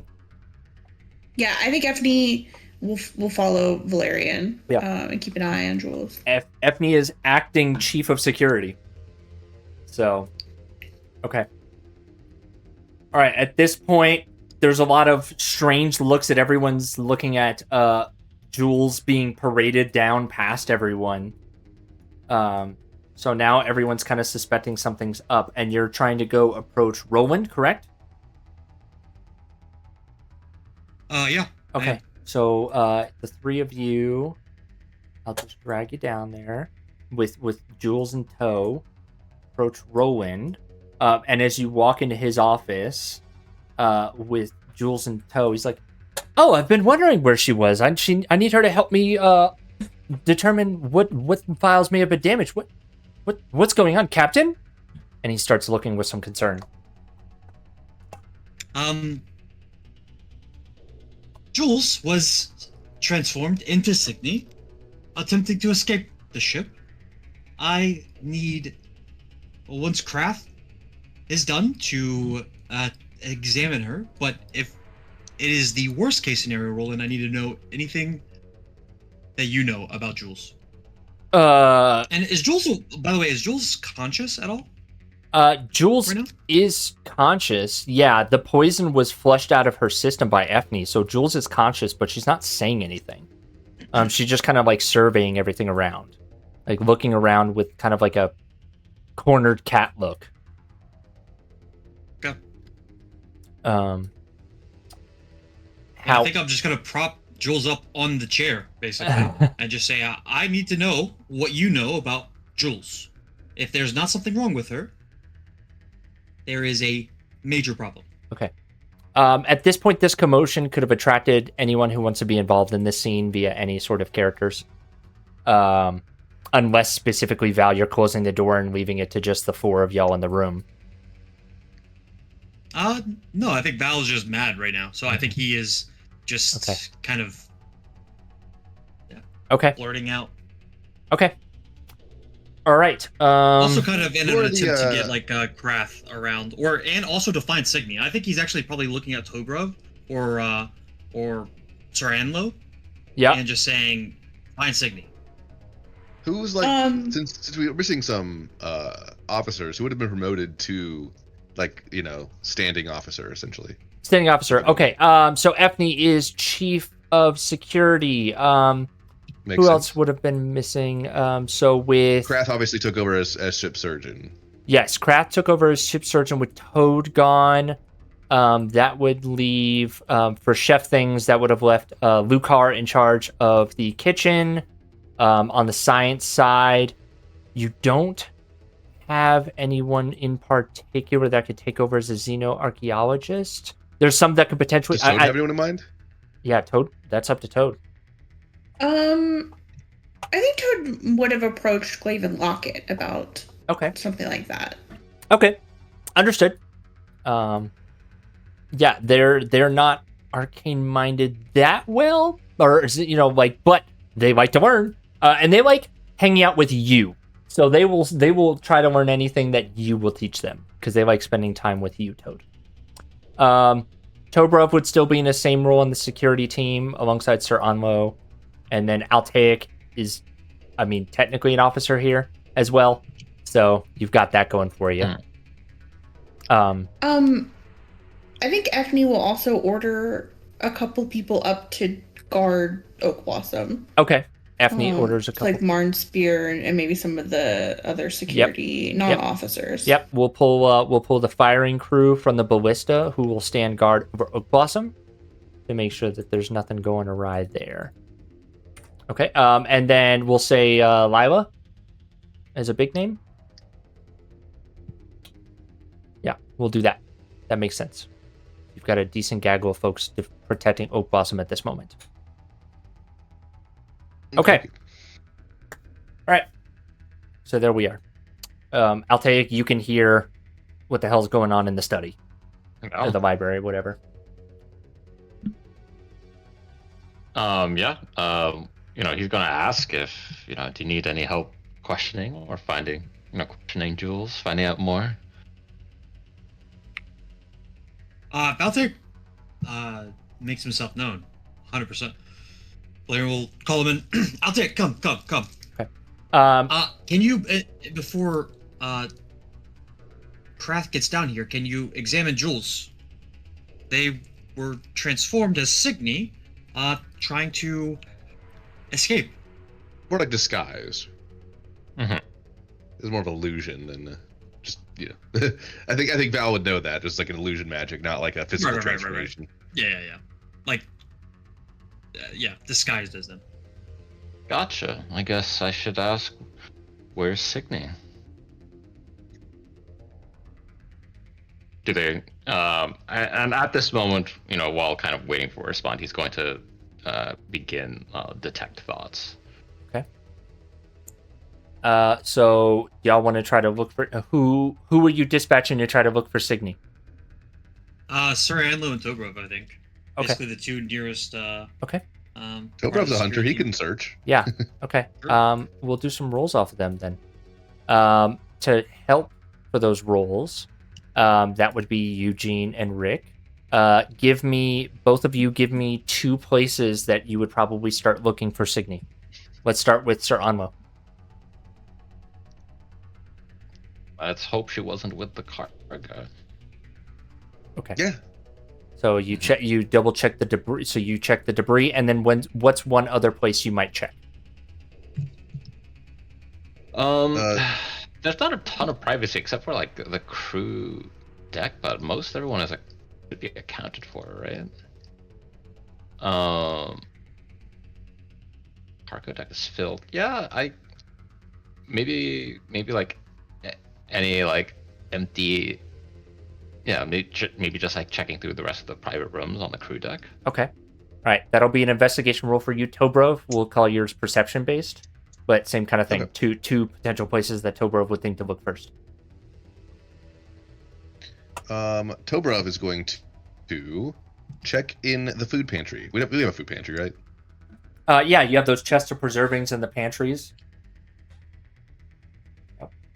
I would check in there. Okay. And then Tobrov would also,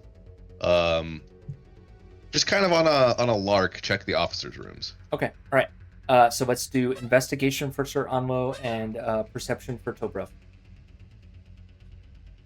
Okay. Normal or blind? They can both be public. Okay. Okay. All right. Tobrov, you're a big guy. You like to eat. Mm-hmm. Pantry's a big place. Yep. You find quickly, because it's the first place you listed, in the chest of preserving an unconscious Signy. She is hurt. Oh. She is also poisoned. Tobrov, good hunter. And he'll grab Signy really quickly and rush to find Krath. Krath? Okay. All right. So we'll say that Tobrov can carry Signy down to Krath, and that's the point where Krath is also in the scene. So Signy is unconscious, like I said. And she appears to have some of that black blood, that black liquid dripping out of her nose and mouth.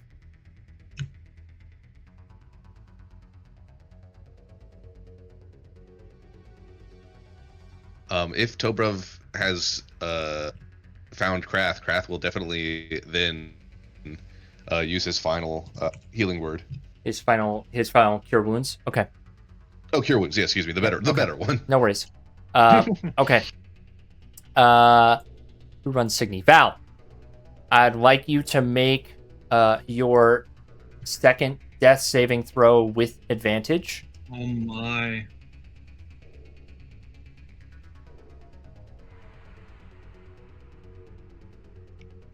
Does Aura of Protection extent I guess I don't know the rules. Are death saving throws saving throws?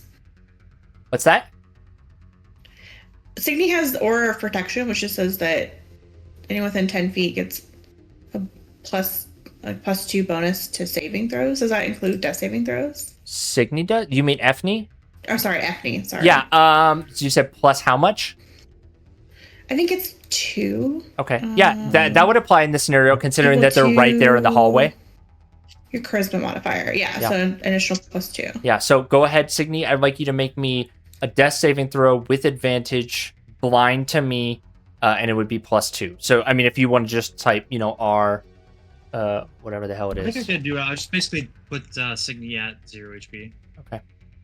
All right. And Signy, through the power of the stars and a natural 20, comes back to life as she flushes the last of this deadly poison out of her system. And she hops to life and she's like, Jules!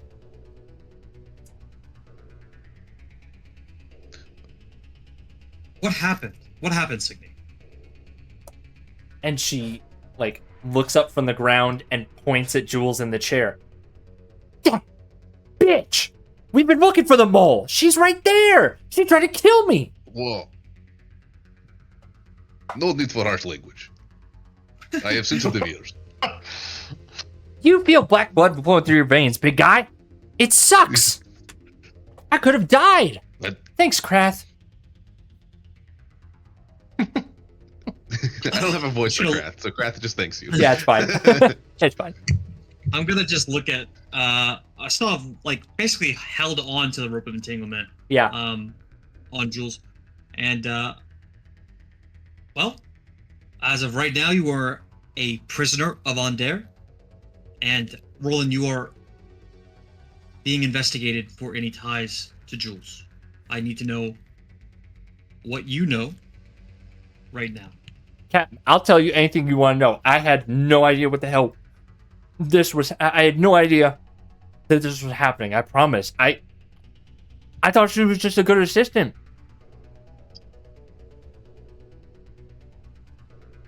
Can I see if he's lying?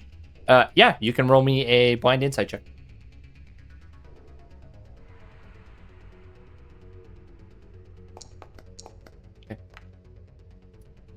Rowan's not the, he's a book guy. He's not, a big fighter. You get the impression that he's telling the truth. He looks like he seems pretty duped over. So. Okay. I think I'm gonna search Jules. Okay. Can I have I'll call over one of the security officers as well to come help. Okay. I'll call over John. Okay. John is just a deckhand. Yeah, John's That's even right. a big beefy boy. Yes, Even a big yes, beefy yeah. boy right here. Why don't you just use Tobra for Efni? Yeah, Efni offers to hope, yeah. Yeah, absolutely. Yeah. Okay, so you search Jules.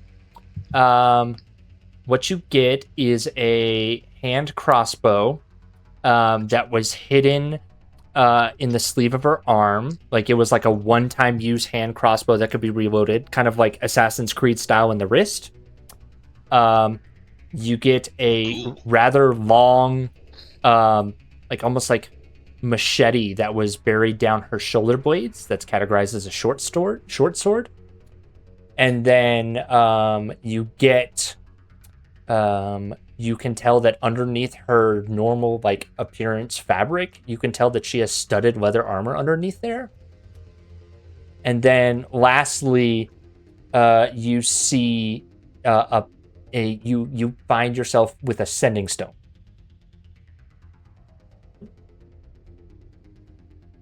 Okay. I will take the sending stone. And I'll just look at the security crew, Ethne being the in charge of it right now. I'll just say, take everything that you deem a risk to have on a prisoner. Say that one more time. Yeah, FD's. Take everything on Jules that you deem to have on a prisoner of Vondair. Are you saying like confiscate the stuff that's dangerous? Yes. Okay. Cool. Okay. Can FD tell if the sending stone has been used today? Yes. That would be an Arcana check that Ethne might not be the greatest at, but you can check. Ethne picks up the sending stone and looks at it, and then turns to Altaic and is like, maybe you'll have better luck with this. Has it been used? Oh, that's a good question. Can he, using the detect magic or detect thoughts, does that first come up in Jules's mind? Ooh, yeah, because you were Like- using detect thoughts. Are True. you probing deeper or just surface thoughts right now? I'll. At this point, okay. Well, I was hoping it Is there might come up downside in to this surface point? thoughts. So ultimately he's going to be asking permission from the captain. It's like permission to delve deeper. Of course. All right. First of all, surface thoughts. You get nothing from Jules. She's a blank Oh, I'm slate. very disciplined. Yes, very Okay. disciplined. But if you push forward into detect thoughts, what's the save? It's a wisdom Mhm. save. Yes, wisdom saving throw. Okay. DC 19. DC 19. Yes. Okay. Yeah. All right. So she rolls a 14. Gotcha. So she fails. Nice. You do get the answer that the sending stone has been used. You're gonna need to but you get the sense probing through Jules' mind that she has been trained on espionage techniques, and every question that you ask her and probe deeper is gonna be a roll. Okay. It's like, yeah, this is something he mentions to the captain. Jules is very prepared. Her mind is like a steel trap. Every time I probe will be a fight, to be sure. And yes, he'll report the information about the sending stone as well. Okay. So yes, the sending stone has been used today. Mhm. Okay. I think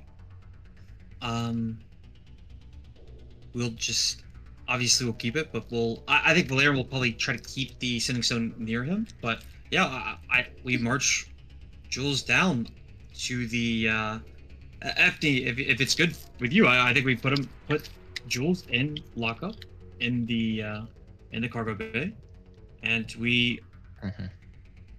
keep this prisoner until we get to the Zarantu. Are there any more immediate questions you want answered before this spell ends? I think we question them in a more private setting down in the hall. The brig. A In the brig. brig. Okay. Do we have a brig? It's basically our brig now. I mean, yeah, you had those two containers for the griffins, and I mean, Valerian's mount is basically a come as you go. It's more like a nest, but the one for Flaps was still closed and has a locking mechanism because Flaps was still pretty wild at the time, so it can function as a brig. Yeah, good old Flaps. R.I.P. R.I.P. Just kidding. He's enjoying his He's- life. on he's not Zaran. dead. Yeah, I'm gonna say he's not. He's not dead, but he's To just be hanging fair. out. Okay. All right. Jules, you can move Jules. Jules is now.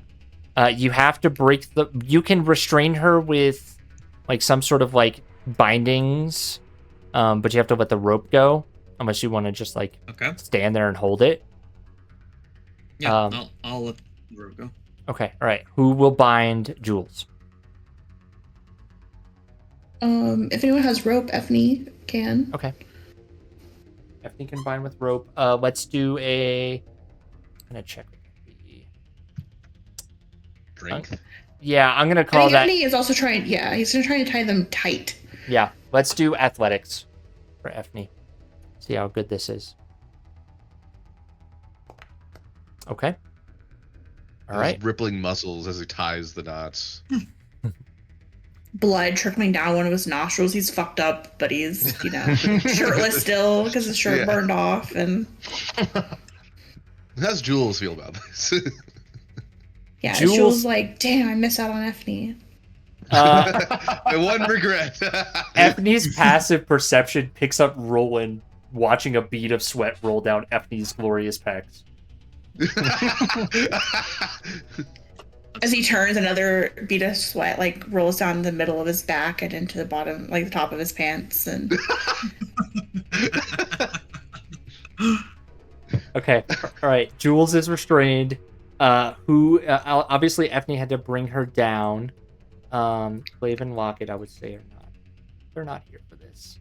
They've messed off. Okay. You also have the issue of the supply still floating in space. Yeah, we should get that done before we do any questioning. Okay. Just put Jules under watch and guard, and I'll keep the sending stuff with me. But yeah, we can go pick everything up. Okay. All right. Lila would suggest getting some people together on the Juniper and going out to get the stuff. Well done. Yeah, the Juniper doesn't have a whole lot of cargo capacity, but it is a flying machine that can function in space to help with the load. How long does Arcane... Unlock. Yeah, I was just about to ask how long that works for, so... Okay. Last until I don't want it to, so... No rolls required. You're able to get all of your things. The salvage didn't... the salvage burned a little bit. So is the quantity 1,400? Am I reading that right? Or is it 14,000?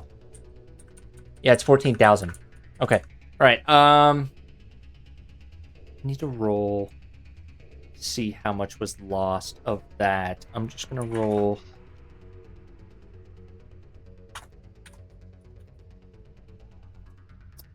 You lost. It's a lot of dice. You lost 400 salvage in the fire. That one was not, it doesn't burn quickly, and most of it can be used for other things. But just track that you've lost 400 salvage, and then remember you have 20 days of food and 20 days of water left.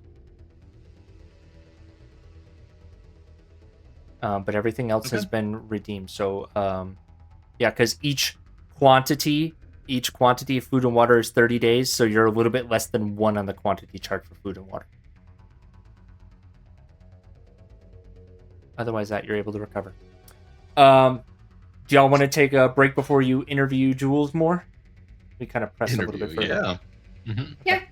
All right, let's do a quick 10-minute. Let's be back at 56. Cool. Sounds good. All right, we're back on. Okay, so your group on the Dragonhawk, the journey that you had, you're 4 days in. It's been a pretty exciting day today. You have managed to prevent further catastrophe while fighting off some rogue magic in cyberspace, all while dealing with some large-scale sabotaging attempts and assassination attempts on board the Dragonhawk. And your lead culprit, your lead accused, sits in the hull of the Dragonhawk. Jules Marland. She is still gagged, tied up. Oh, she's gagged, all right. She's gagged by Effney. Effney's gagging her. Because he's just He so mute. listens. She's gagged in the Stop. tongue-tied way. Gagged. Just an aura of silence. Gagged. Gagged. Slain. He has a natural aura of silence. Signy was probably the closest, besides your lower crew members, to potentially suffer a terrifying fate. Luckily, you managed to find her through some excellent guessing, just in time. That was a time-based thing. And Signy is conscious again. And Val or Moses, you can heal Signy up using her own spell slots if you want, but currently she's on 1 HP. Yeah. And then, yeah, that's where we are. So, what would you like to do in this scenario? I'm gonna I move think, Lila down here for the record. I kind of want Lila in this scene. Yeah, Well, sorry. Go for Lila it. is one of the more senior members of the crew at this point. Yep, absolutely. You may do so. I think Valerian is, well, I'm just gonna look at Jules, like just study Jules, just to try to figure out, keeping the sending stone near as they're still gagged. Just trying to figure out like their demeanor. Like, I think he's also just trying to put together their plan. Like, what was their plan here? To leave on the Juniper in the middle of cyberspace, not close to many things. Well, maybe. Yeah, there is actually, where someone are close. we in cyberspace? Yeah, that's actually a good point too. Yeah, so let me look at the cyberspace map. You were on the way to Zarant here. You're 4 days away. I mean, you would have been a couple days travel away from Therendor would probably be the closest moon. Let me ask this: are we between moons right now, or are we closer to one moon or the other? You are definitely between moons. Yeah. Interesting. Yeah. So Lila thinks what I'll take said is probably accurate. Then there must be someone waiting for her out here in the specific spot. Either that, or she just thought the Juniper could have made the trip on its own. But like the Juniper, the crew knows about the Juniper. It's not like it's a secret. It's not a fast ship, right? Like it doesn't. Right. It's not fit for open travel in cyberspace. Cyberspace, I should say. No, it's not. It can do it, but it is not. It's not comfortable, and it's not efficient. Yeah, I mean, it would have to been. Also, yeah.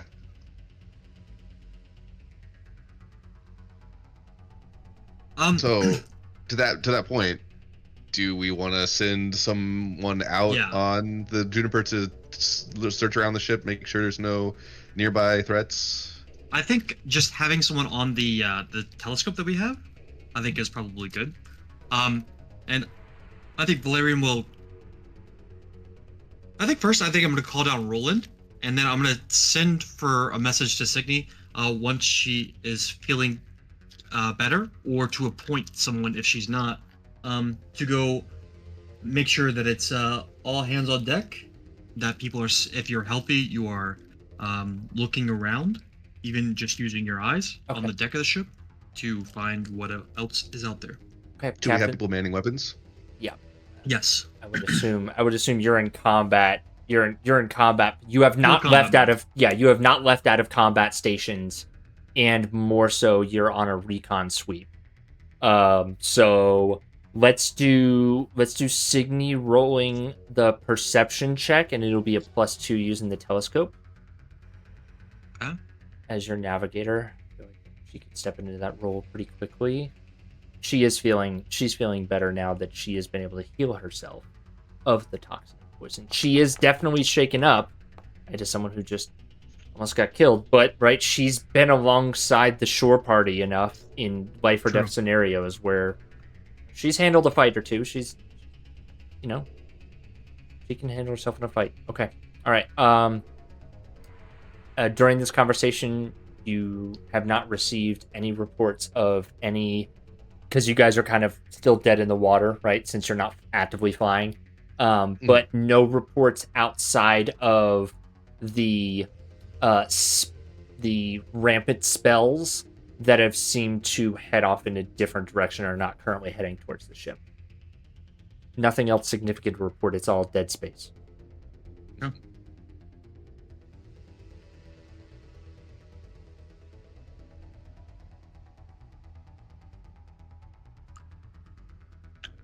I think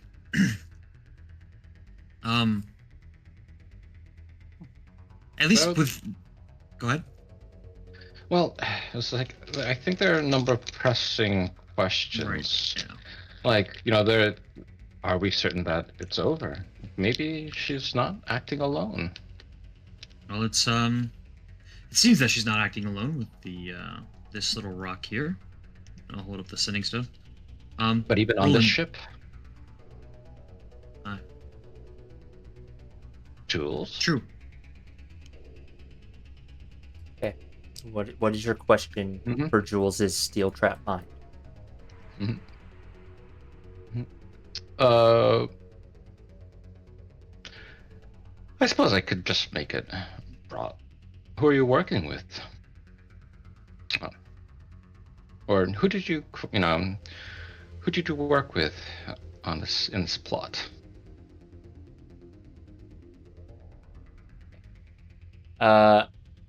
You reach into her mind and you ask, who did you work for on this plot? The response that you get back is the sending stone. Like, she thinks about the orders that came to her through the sending stone. Okay. Well, it seems like the only thing that came to mind was the sending stone, so we're at least spared another saboteur. Oh, So, great. well, I was a little nervous about that, Roland. As far as I know, unless we find a pair on this ship, who knows? Roland, you've never seen this sending stone? No, I don't. I haven't seen it before at all. I've never. She didn't have anything like that. She was my assistant. She just helped me sort out all the enchantment orders and work orders for the ship. Enchantment orders on what specifically? Anything pertinent on the ship right now? Well, I mean, it's the order. She would just handle and organize the order of priority for the request for enchantment and upkeep of different items on the ship, like the art, like making sure that I keep on top of, recasting the enchantments on the arcane cannon, or like we were handling the anti-scrying matrix in the captain's cabin, or any of the other small items that the other folks need. That distillery requires a lot more enchanting than you would expect. But I haven't heard any complaints. Lila would like to ask Roland if there's like paperwork for all this. Like, did you keep like a work order? Oh yeah, absolutely. Yeah. Can we have it? Sure. Yeah. Let me just go grab all that stuff if it's still intact. So yeah, he'll step out for a minute to go pull what he can for the work order requests. He comes back just a short while later with a decent amount of papers.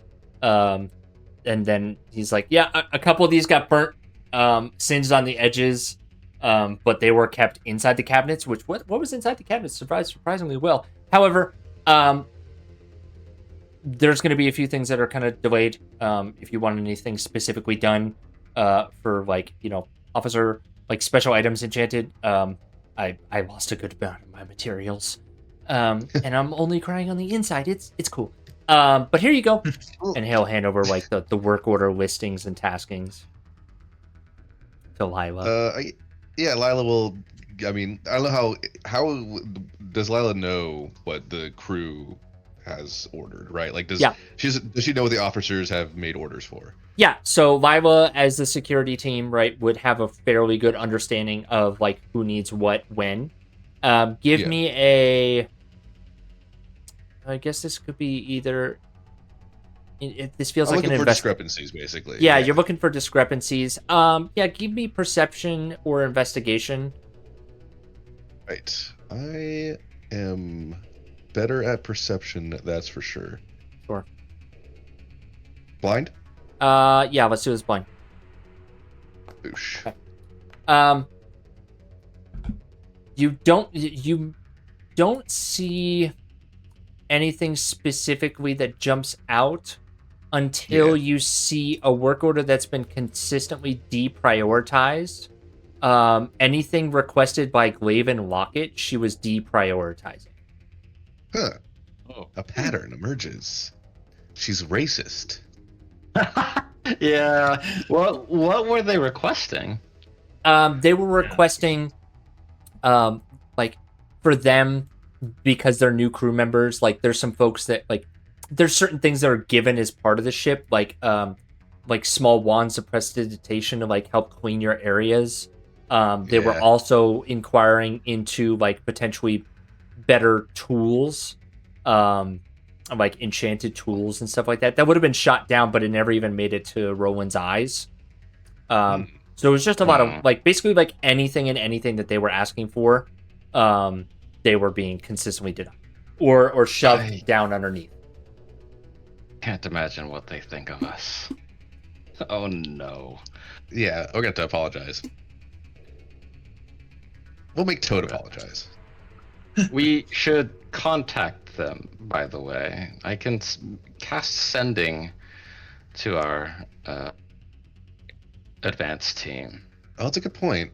Now, this is going to introduce some time fuckery, by the way. Yes, if yes. we do this above the table. Yes, this is 2 days later when you arrive onto the... Yeah, I won't forget that. Okay.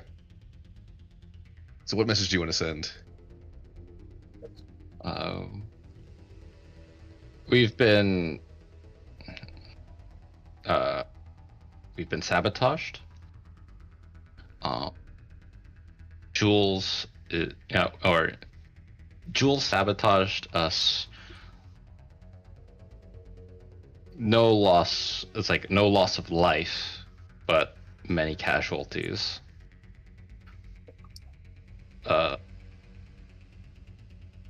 Some supplies gone.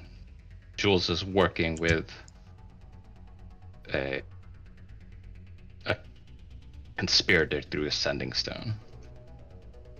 That seems to cover most of it, but I can send follow-up messages.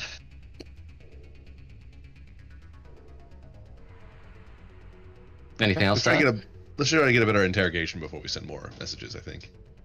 Right. Okay.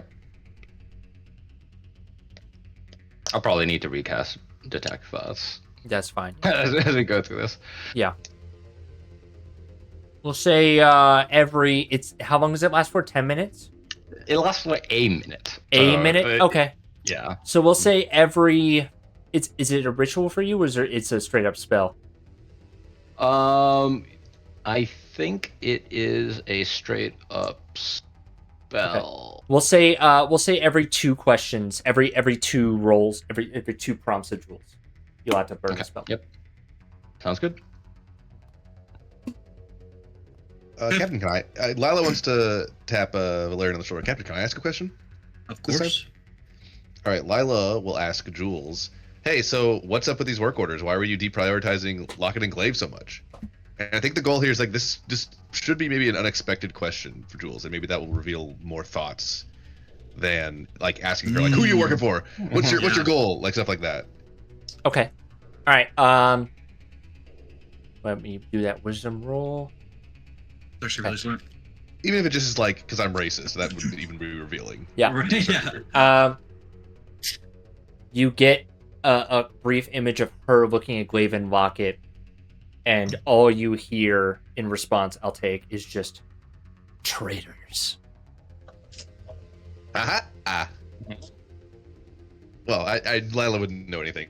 That would be if I'll reveals that. No, I'll take will reveal the messages as he goes on. Like, she sees them as traitors. And who were Lockett and Glaive working for on the fire giant planet before they started trying to unionize? This doesn't make any sense.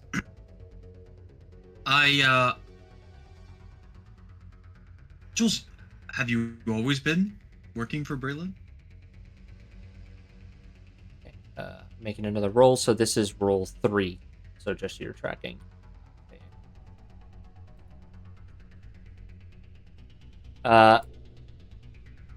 You do not get a. What's your DC?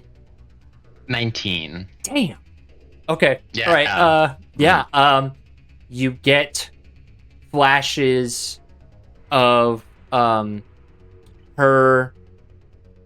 coming up with her persona to look like a floozy during orientation when she intentionally trips over all of her bags at orientation in the theater. Oh, the persona was staged so far back. Well, Damn. Impressive. We gotta figure out how someone infiltrated on Dare and got onto the ship that way. We gotta let them know. Good thing we're going to Zarantir soon, and we'll be able to talk to the Tribunal. I'm sure they'll be thrilled to hear about this. The Prince will be there, and we'll have an enemy of Wandair that has been sent by Braylon to infiltrate one of our top secret operations. And yeah, I think that there will be a lot of other questions for you, Jules. Anybody else have anything? I'll need to recast, but there's a question of like, who's going to save you? Who, there's a mention of like, Jules probably wanting to escape. We asked if they knew of like co-conspirators. Like, where did you think you were going to go? So this is roll 4. So since we've made that ruling, this would be 2 casts. Sounds good. So any questions after this would be a 3rd cast. Yep. Yeah, damn, she's just not rolling good on these rolls. Her thoughts go to the order that she received. Evac Moon. Evac pickup on Therendor. Therendor. Well, it seems like the evacuation plans were already set in motion. It might be a detour, but what if we go to Therendor?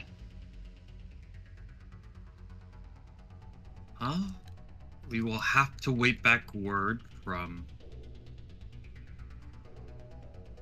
We'll have to wait back word from our forward team. But Therendor, if you remember, is a very specific place with no crime. Not the most Altaic friendly area. You were also Exactly. asked to leave, if I recall correctly. I do believe we were exiled. Yeah. Yeah, by the Celestials as we tried to see them. So I think that it would be a risk to say. We don't have to explore. We don't have to perhaps even make a landing party if we scan remote. Scan from a distance. Sure, we'll approach.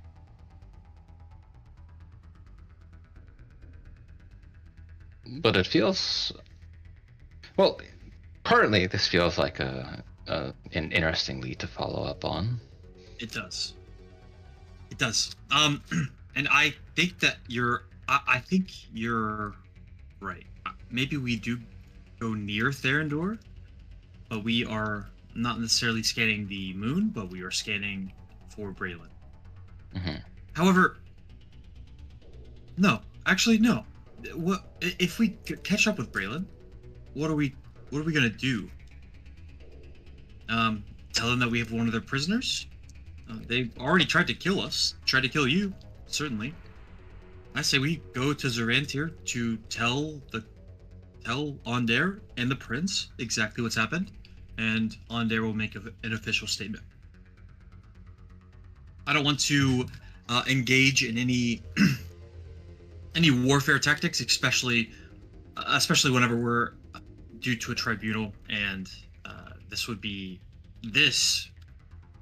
and what happened on, especially since you had it recorded on the recording crystal. These are obvious acts of war for Braylon. I just don't know how we. I mean, I can attest to the kind of interrogation we're holding, and affirm what I know to be true, or what I believe to be true. But asking, they may ask for additional proof. Well, listen, I'll take. You can ask any questions that you'd like. We have to go to Zorantir, I think, as soon as possible. And I don't want to be out here for any longer than we need to be, sitting ducks. So are you gonna leave the rest of the interrogation, or are you going to hop in the pilot's chair now to continue going on, or? I think Valerian kind of getting maybe nervous that Braylon, like, especially since the Sending Stone has been used today, is kind of getting nervous that Braylon might be, even a possibility that Braylon might be around, and having the ship kind of drifting instead of actually flying somewhere kind of makes him nervous. So I'll look to everybody else. Do we have any more questions for the prisoner? Ethne, I did you have any questions? I know Altair will need to recast another spell, but I'm trying to hit everyone here. No, I think Ethne doesn't have any additional questions that anyone else had asked. Okay. I have. Oh, good. Yeah, the other questions that at this point right now, I'll take us thinking that if we use the Sending Stone, we might be able to coordinate. Like, if we use the Sending Stone in Jules' stead, we might be able to bait whoever is on the other side into revealing themselves outside of Therendor. And like they're like some level to which I'll take can mimic Jules. Yeah, can you mimic her voice? Yeah, and so I think the question is whether or not she had like a code phrase. Ooh. Okay. Before actually we continue, Roland, do you mind doing what you did to see the scrying that was happening before? Sure. Make sure that we're not being scryed upon right now. Yeah, he will cast See Invisibility. And there is one. No. There is no scrying orbs. Nope, you're good. Okay. Whew. Okay. God. All clear. Do you want me to go check everywhere else? Yeah, if you don't mind. Okay. I'm gonna be burnt out on spells for the day, but I can do it. Okay. Okay. All right. Rowan will go off and cast as he holds See Invisibility. I think it lasts for 10 minutes. He's just gonna go around. He's gonna rope Tobrov into helping him destroy any scrying spells that he finds.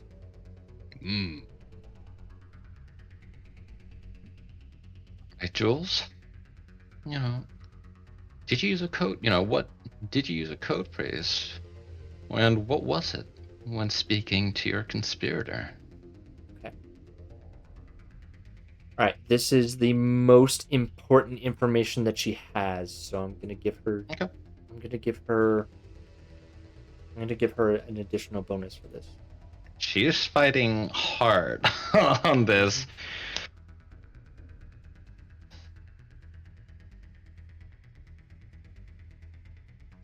She is terrible. I rolled a 3 and a 5. Oh, She's nervous.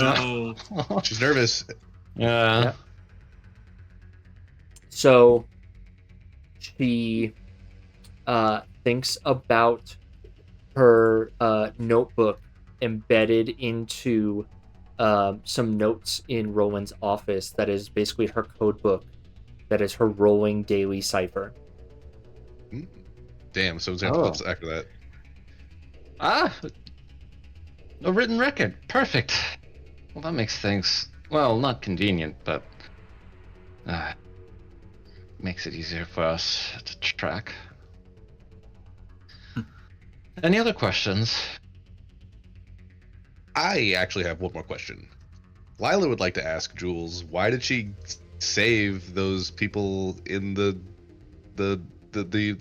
poison people on the crew deck?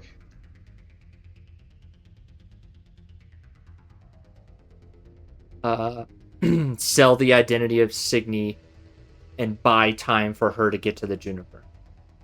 Oh, and get close enough heart of gold and potentially take out Efni in the process. Damn. Okay. Well, that was your one chance to redemption. Oh well. Oh, no.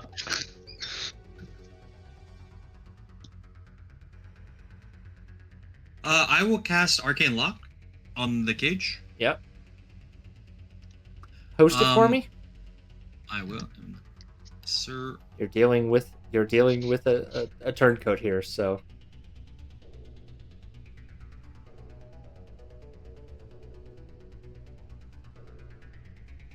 Okay. All right. Got it. Understood. Yep. Arcane Lock on the cage. Put a real lock on it too. It does have one. Well, yeah. And then that's what I'm kind of arcane locking. I think I need a lock to be able to Oh, I see. But I will look to Efni.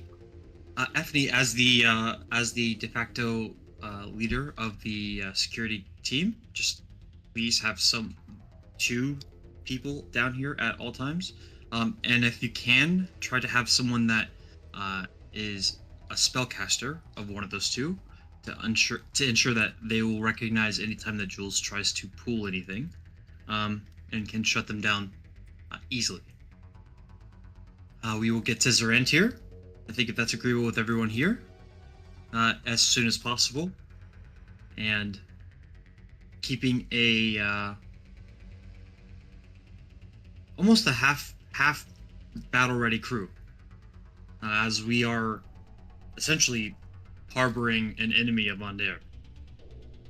That Braylon, I'm sure, will do anything that they can do to get it back. Unless we can get him off our scent with the sending stone. Right. And we should try that. I'll take. It seems you said it was used today. Our Efni, I think, said that it was used today. Maybe we wait till tomorrow, and you can use. The question is, I don't know if. Well, we could ask. I have a couple more spell slots left. No, I have enough. I have like 7. Oh, and mine. Okay, more to the point. We could ask. I don't know if their plans were to be completed immediately. My current thoughts are that. My current thoughts. Maybe we tell them that there is there's an immediate obstacle and they need to change plans. But we haven't cracked the cipher, have we? No, we need to do that first. True. Maybe you can get a team together, Altair, and do that as soon as possible. Yeah, I can work with someone else, and maybe try to cross-reference against Jules's own understanding, but I don't know. Yeah, hopefully that will help. Who else is familiar with these sort of ciphers? The ciphers. I don't know, actually. Would Val? Would I know about ciphers? So Val, I feel like with high intelligence, I feel like I would be maybe called upon to help with deciphering sometimes. You're familiar with ciphers being used pretty commonly during the last war. I think there was a cipher cracking division of House Civis that would have probably served it. So you probably looked at them, but you probably haven't cracked any yourself outside the ones that you've done with this ship. But I mean, you're pretty intelligent person. You probably would be able to help. And then, right, like, you may be Only able Gus to... was here. Yeah, right. If only Gus would have probably understood it the Wait. best. Glaive and Lockett could help. They were with Braylon, right? They were like Potentially. workers. They were laborers, Yeah, right? Mhm. yeah, they were laborers, so potentially. Yeah, I mean, if you ping the crew of like who might be able to throw their hat in to help, Thora or Sir Anlo may be able to just help cracking puzzles. Yeah, they have a background in Thieves' Cant. Maybe that will translate. Yeah. And that's probably the best you've got. Chief Gus would have probably been your best bet as a military man. And then, yeah, anyone else you would need for other things. But if you find, if you retrieve the journal, first of all, the journal is in Gnomish. So, and it's not written like a cipher key. It seems like it's like written almost like a diary. Okay. Mr. Blip is a alright. mechanical gnome, and does he have It was like? Dwarvish. I just checked. Damn it! Okay. I can ritually cast comprehend languages. Ooh. Oh yeah, that's right. So that we can at least read the notebook. But I think we should start messaging. I think I need to save some spell slots to start messaging Toad and Rick, because they might be facing their own problems right now. Yeah. Well, no. How would they know? Well, no, they just there was some surveillance over our advanced team. So there's some level of risk to them. And at this point, right, you would have received some messages from, right, we're doing some weird retcon things, but I think it would make sense. What did you say? Like, if you don't hear from me within 2 days? So I'm going to say this. You would have at least gotten a response to the sending spell you just sent. What that looks like, Gotcha. we'll find out in the future. But you would have gotten a response. Yeah, if you need to, we can start. Like, we could stop the session right here if you think it would be like Yeah, make more sense for the timeline. Yeah, and I was circling around to that. But if there's anything else you wanted to get from Jules today, right? We'll maybe do some timey-wimey things of trying to crack this cipher, because I think it's going to take you more than a day. But is there anything else we wanted to resolve before we call it a night tonight? I think. Yeah, I think I've covered my questions. Okay. Yeah, Anything I don't else? have any more questions. Yeah. Anything either. else y'all want to do? We'll say that this probably takes you the rest of the day of day 4. So we're rolling into day 5 of the next ship. And yeah, I mean, after this point, we'll abstract what's going on the Dragonhawk. But if you wanted to do anything specifically on the Dragonhawk besides obviously trying to break this cipher, now's the time. I think the only thing I would do is after we break the cipher, or in the time that we have in between, I will start reading the Tome of Clear Thought if I can. Okay. All right. To that same effect, yeah, we'll see what. So that is 60 days, right? You spent This is a period of 6 days. 48 hours over 48 hours over 6 days. Okay, all right. Right. So you'll try to knock that out in these 6 days, yeah. And assuming that nothing else significant happens on the ship, you can get that. So just keep that in mind. If nothing significant happens on the ship. Okay. Okay. All right. Yeah, I think this is a good stopping point. You have finally caught your mole. Always been Brayllish. Mhm. Always has been. Well, it sucks. Those motherfuckers are always doing some damn bullshit. Mm-hmm.